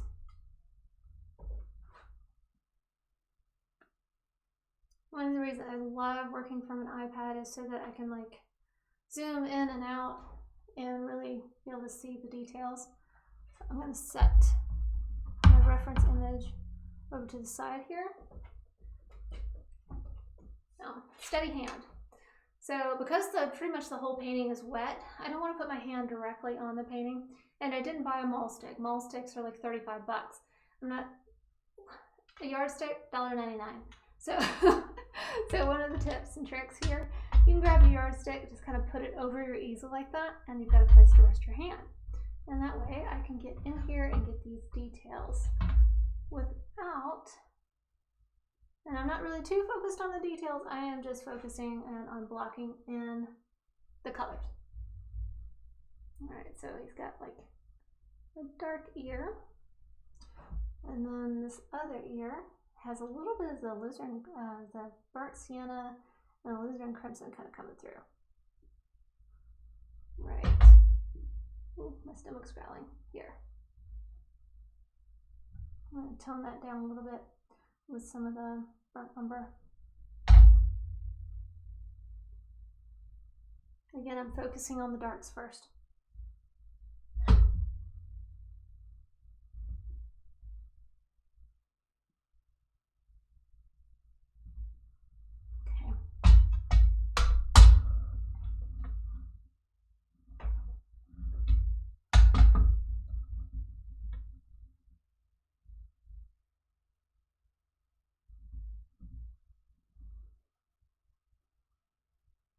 Add a little bit of white to this mixture. And get that Smooth it in the middle of his forehead.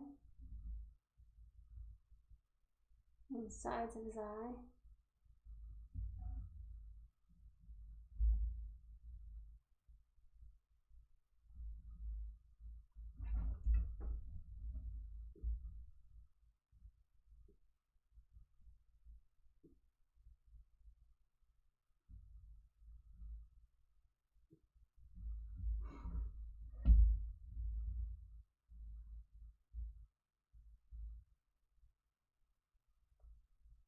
I need to get some more titanium white out.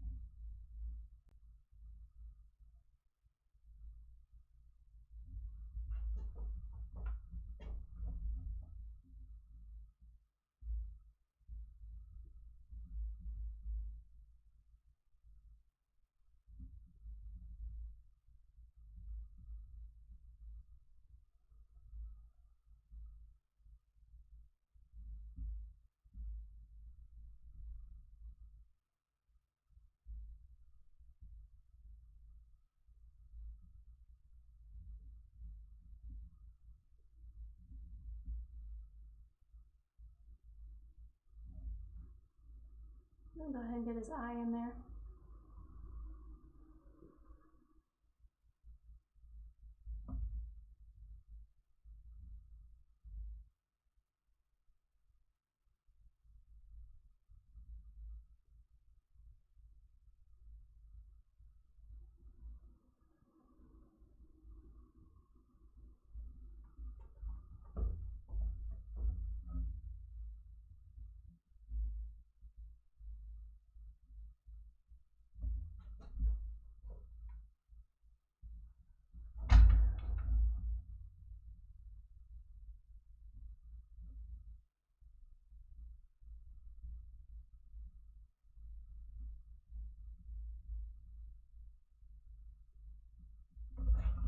Okay, I'm gonna get some more titanium white just to make that a little bit lighter. I'm still not going fully highlighted.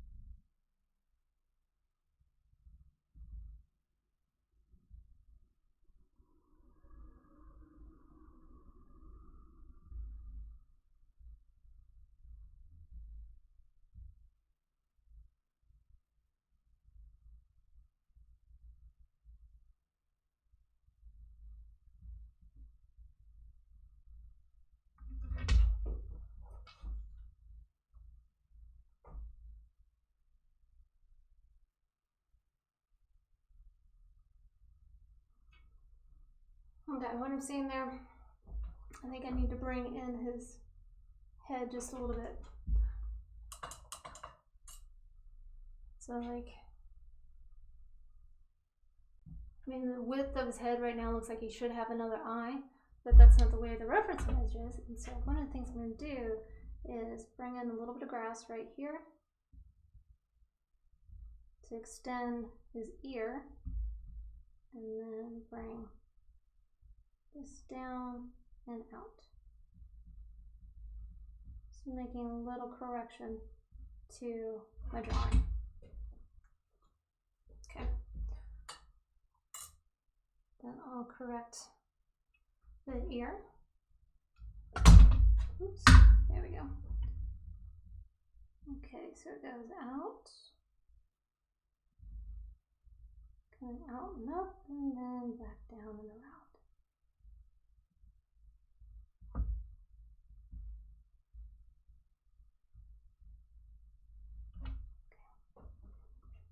Okay, I'll be able to address that. The stomach's growling. This is why most artists are like super thin, because we'd rather paint. So I'm not super thin, but you know, we'd rather paint. Okay, I am going to, I'm grabbing my third mop brush, because these all have different colors in them, and so I don't really want to contaminate one mop brush to the other with the other colors, because I might continue to paint on this, and that way I can just reach and grab. So this will be my sheet mop brush.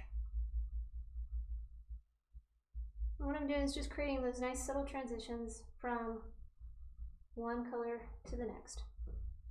Thinking about the planes, so the top is going to be the lightest, then he's got his sides, and then that goes down into the darks. You start getting too much paint on your brush, wipe it off. And so for the dark side, I'm moving up from dark into the light.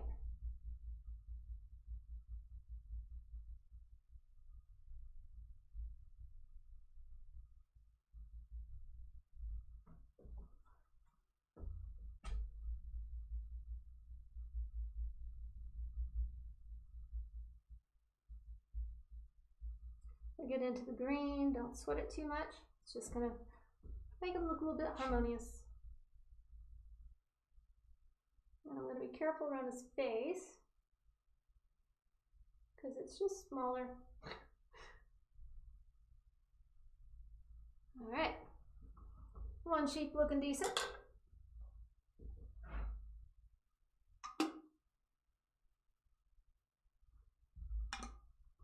I'm going to continue to do the same thing. Starting with my darks.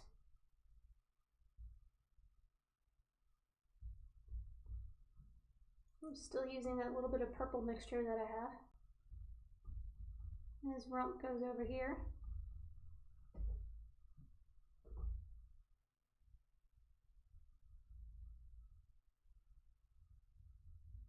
I might add a little bit of the dirt to it, because one of the reasons I'm adding the dirt to it, you look here, see right there, you get dark, and then this really just pretty backlighting right there. So we're going to make sure that we get that dark in right there.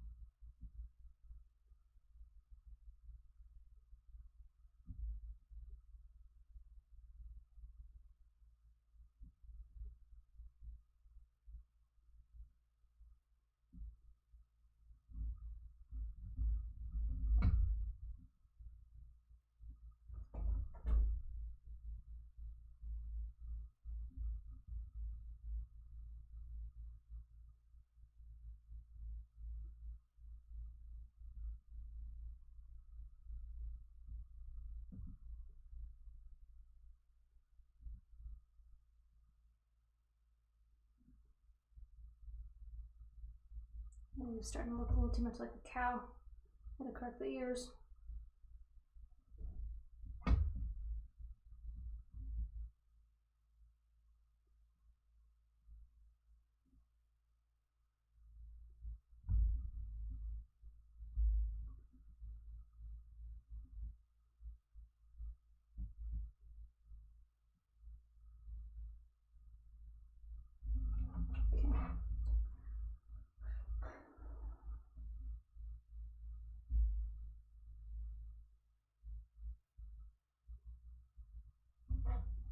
Okay, and do the same thing that I did with the blending brush.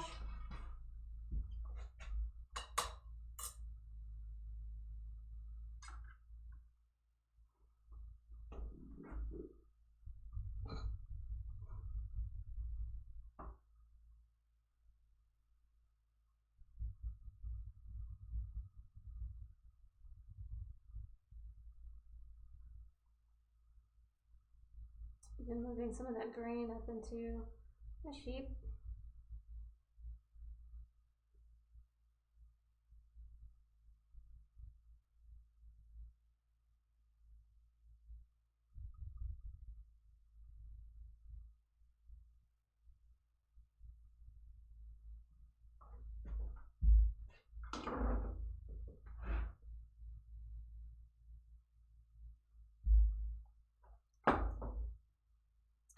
Good day. Working on the next one.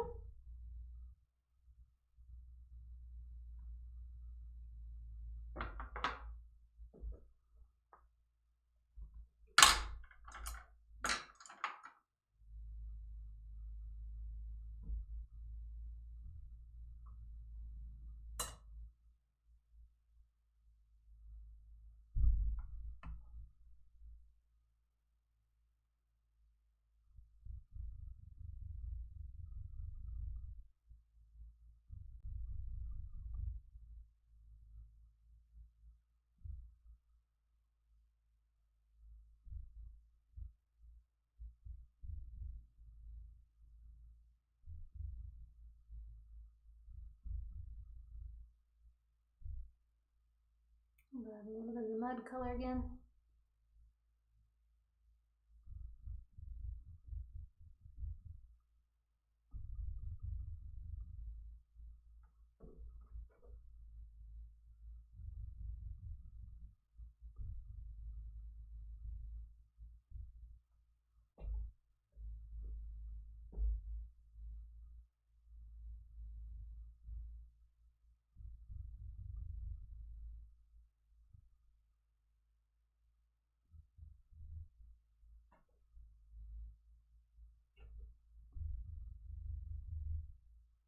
Okay.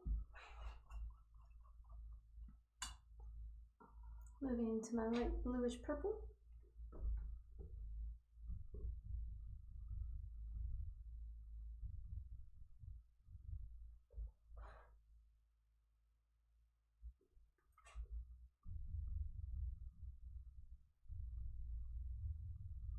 And it's also, I'm kind of moving my brush strokes in the direction of the wool.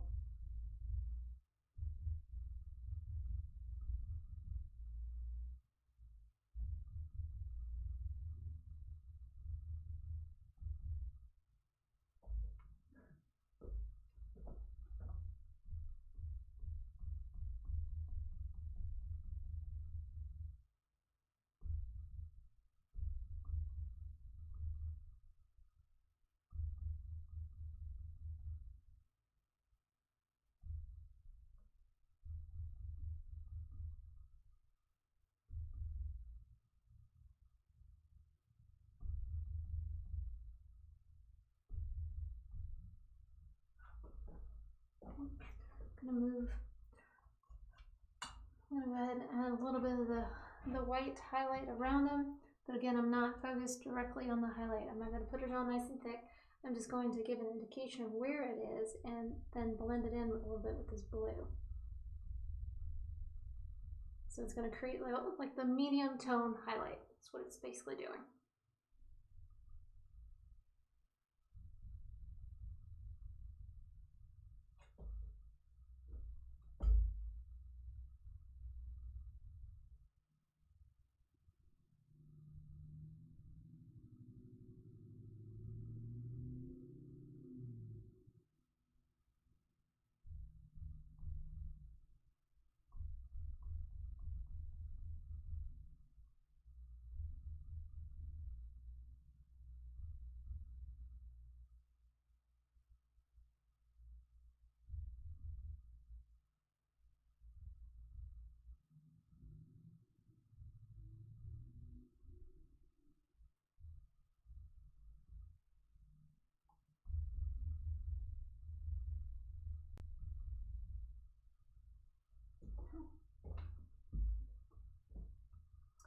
from a smaller brush again, because I'm moving into the legs and into his face.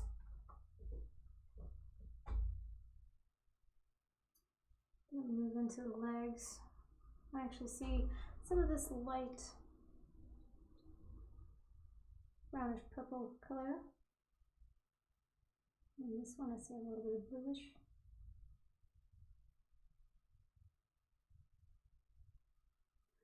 And this one he's got like a spot on his kneecap.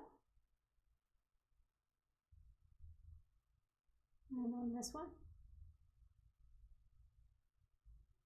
And the front, his hoof. Again, adding in the darks first. Darks and mediums, that's where we're going.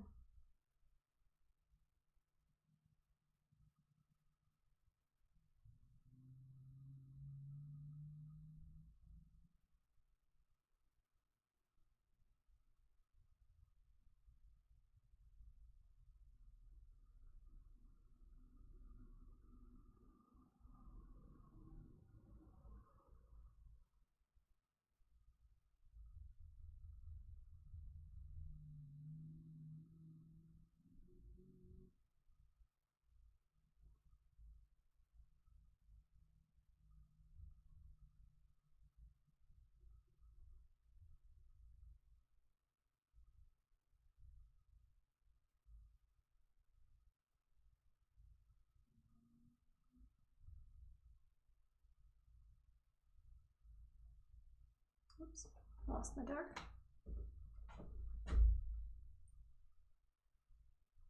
There we go.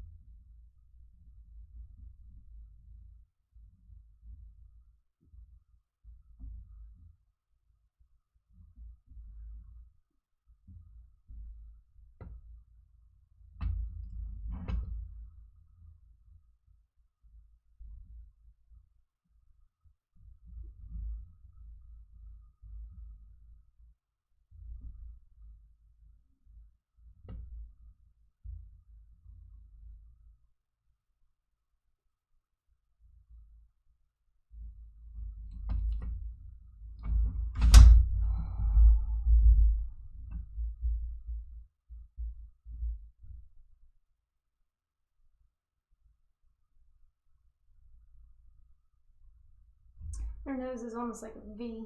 You know, it's got an up V and then a down V is the mouth.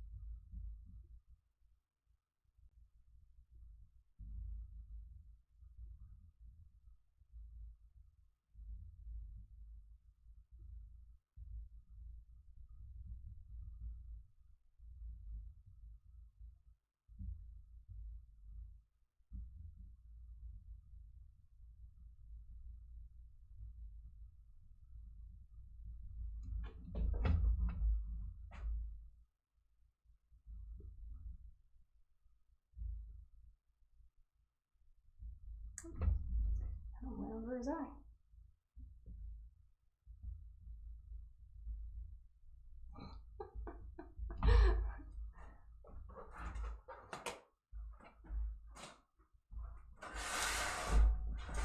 I'm gonna have a seat for this. Takes a little more steady hand. Okay.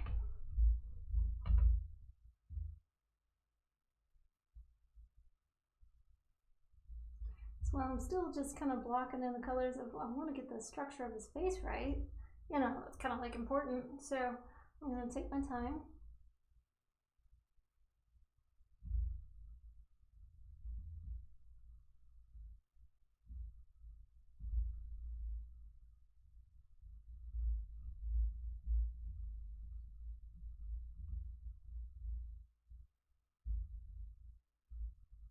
Okay, his eye is about up here. Right about there. And the other one right here. Okay. Nose right there. Mouth.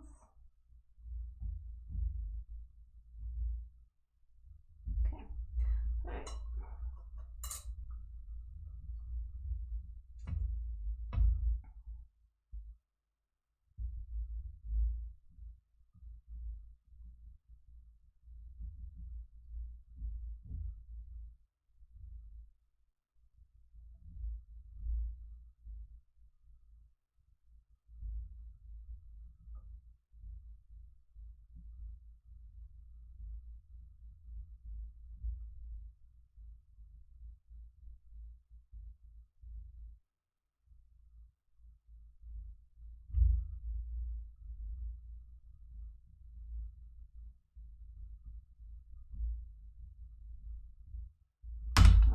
Oops. There we go. All right, now his head's making sense. Whew.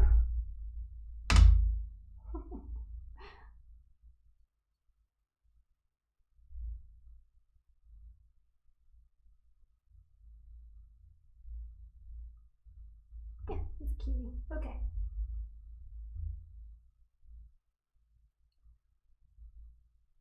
Modify his nose just a touch, but he's looking good.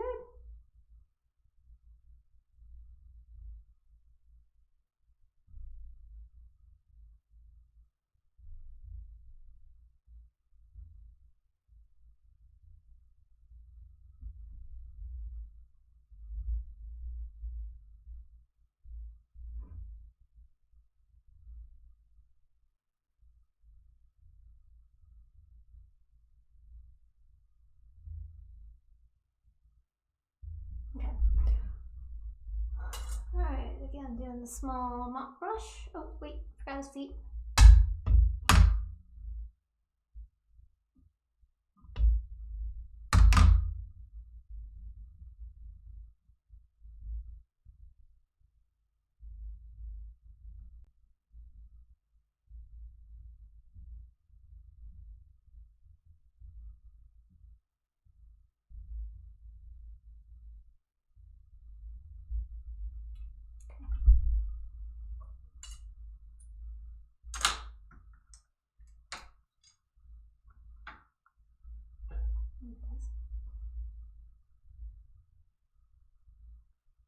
The mop brush is just kind of blending in all those different color blocks that we made.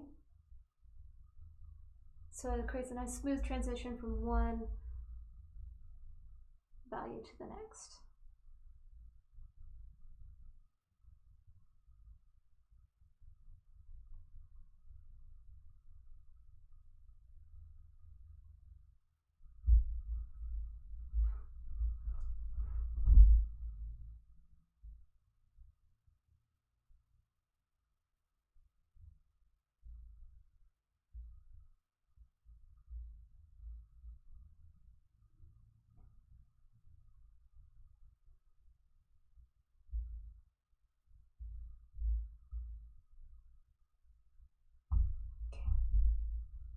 All right, next sheet.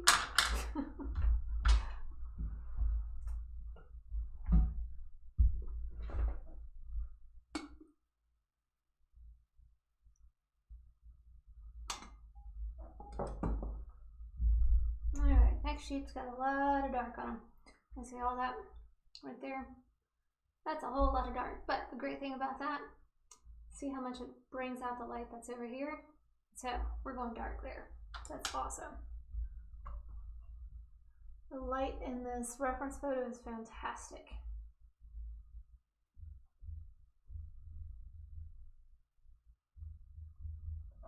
And I might even just go a little bit darker by adding a little bit of black to my dark purple mixture.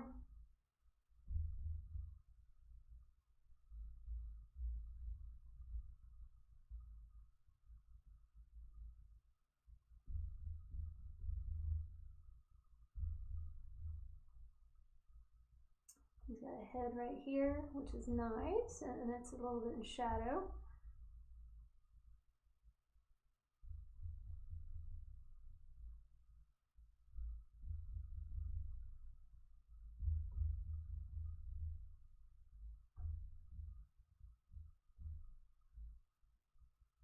And I do know what this is. That's his belly. That's his belly hanging out right there.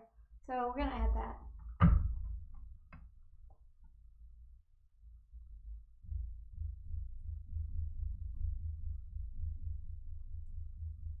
But we're not gonna do it in such a way that it, you know, calls attention to it.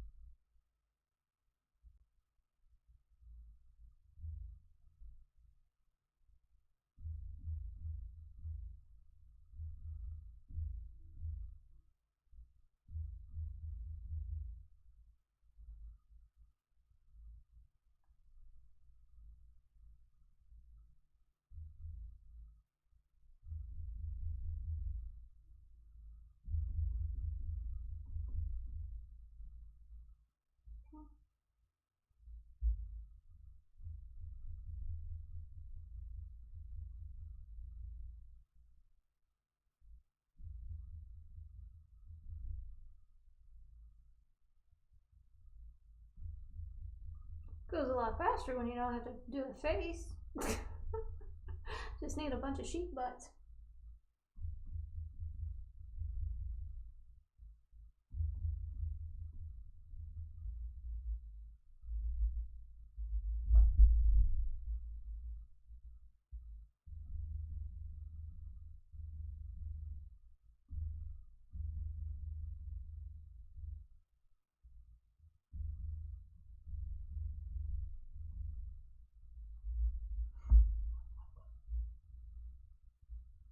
Okay, same thing.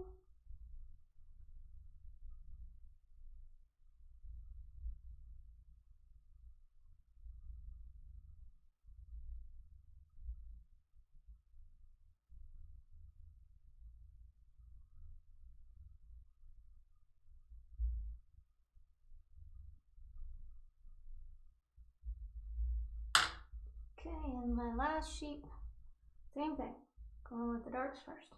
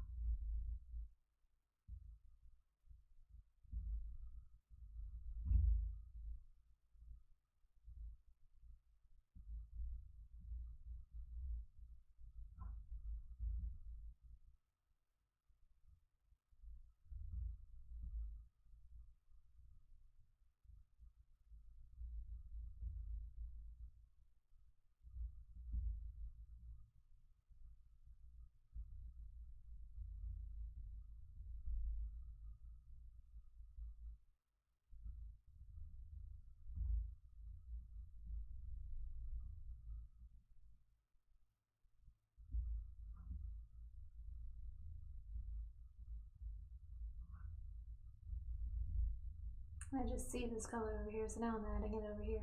That's another thing that you'll find with when you're painting, you're constantly comparing values like all over the place. So even though I'm like moving from one to the other, I'm still in my mind going back and forth and evaluating the values among all of them. So like his nose is really dark. Let me just go back here and I'll make this nose just a little bit darker so it's more accentuated. And these guys you can't really see, but you know they're there. So might as well make them the right value. Okay.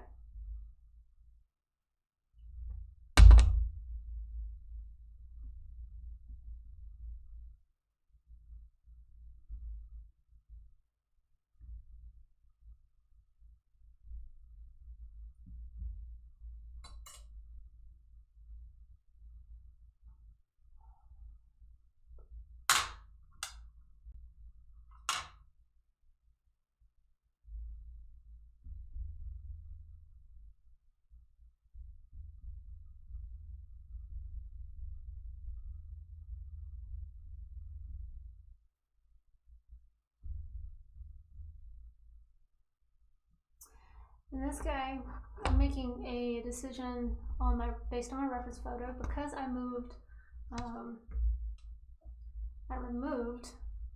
this sheep right here.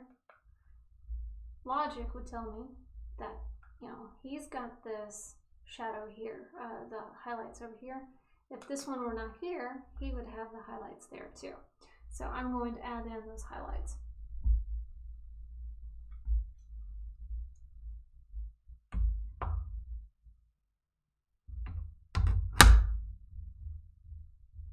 Sorry about that noise.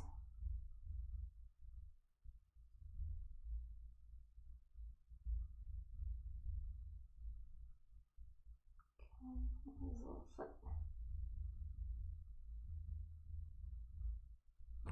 Okay.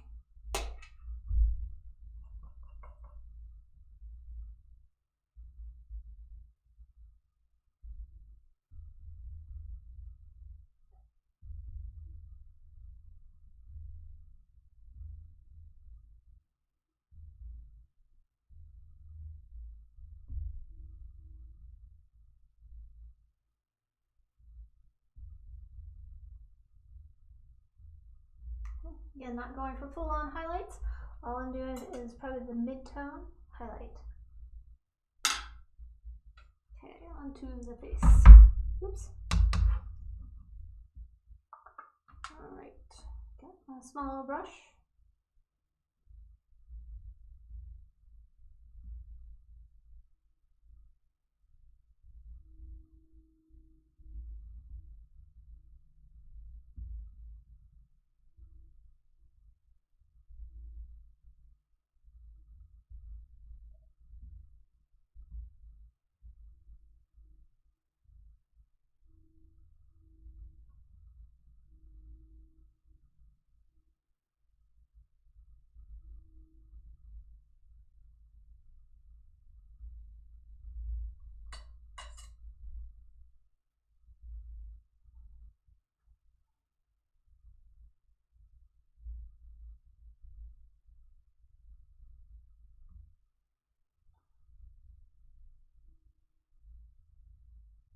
Remember, my intention for today was just to get an initial layer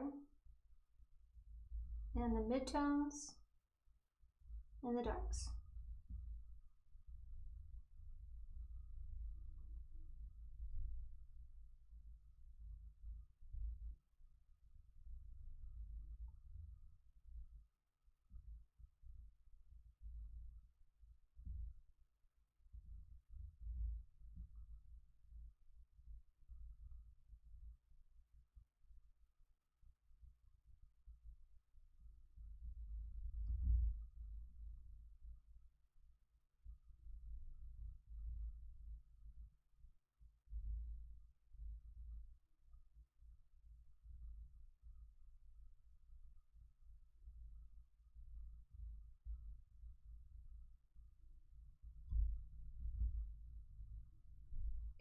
This guy's got more of a highlight coming on over here.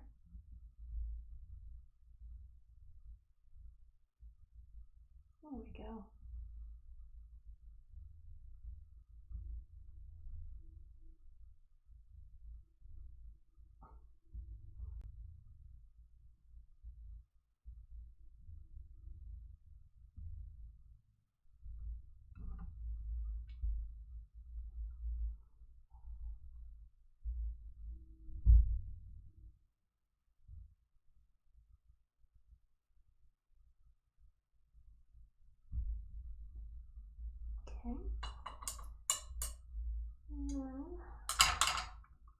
and gently blend.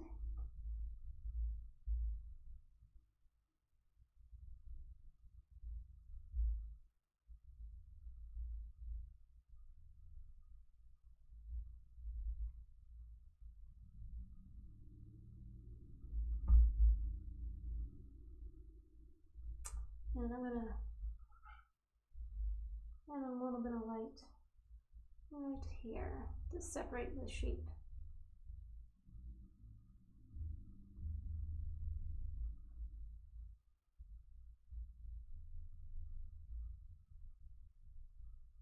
There we go. So I'm going to step back for a second and see if there's anything that I really need to address.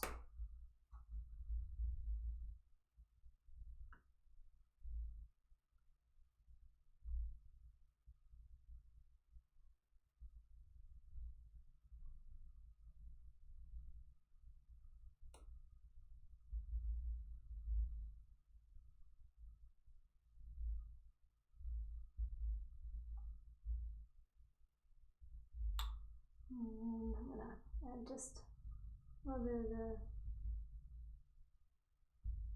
the medium tone highlights over here.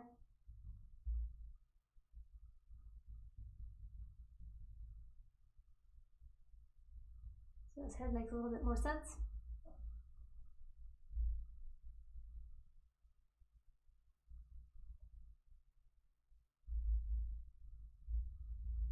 And this guy, I think here needs some more shadow around his neck. Right there.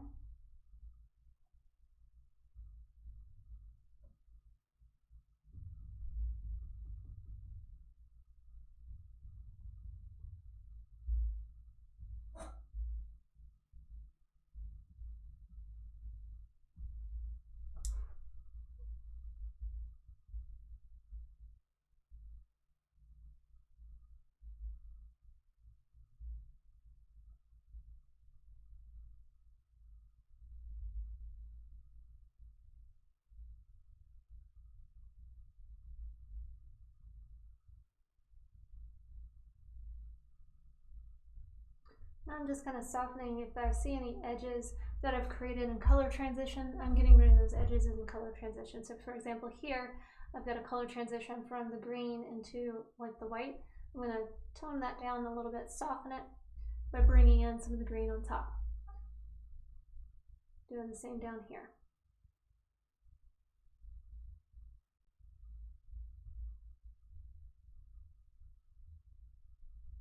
At this point, I want a bunch of soft edges. I don't really want to see any hard edges because we're not at that point yet.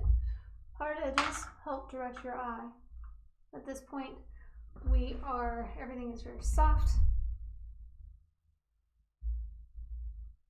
And as we define the details, that's when the hard edges come into play.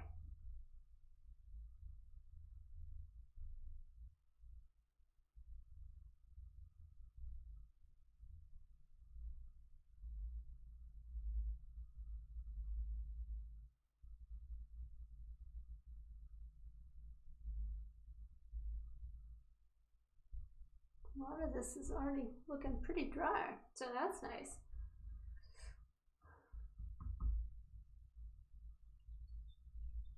So if I wanted to, I could continue to work on this, but right now I can tell you I'm getting hungry.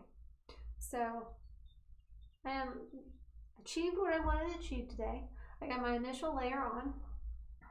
I get my initial structure in. I'm pretty satisfied with it. I can see where it's going to go. And let's see, I do see one little thing here that bothers me. So this leg right here should be in front. I need more defined value right in here. So I'm going to grab some of my darker and give him his kneecap that comes out. It's got to like transition up this way.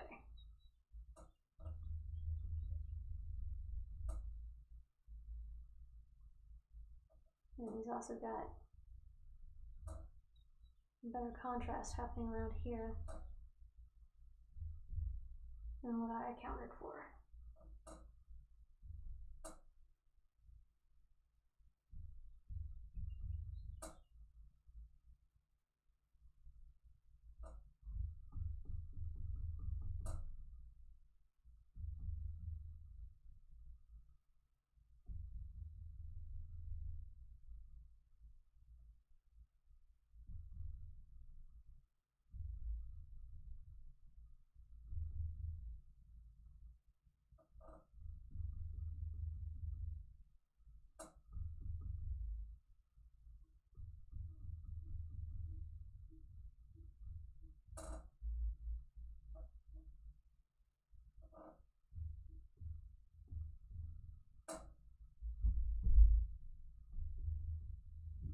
Okay.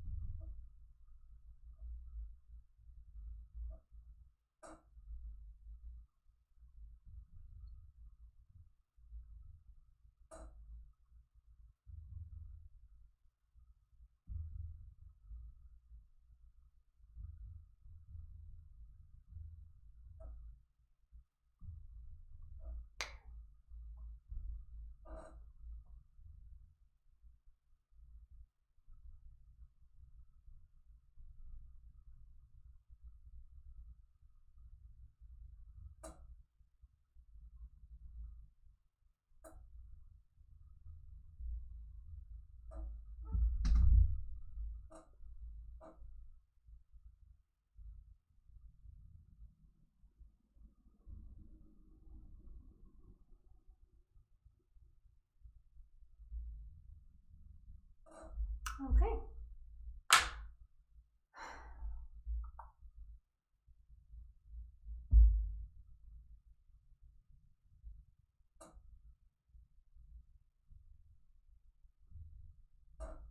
Okay, I think that's a great start for this week.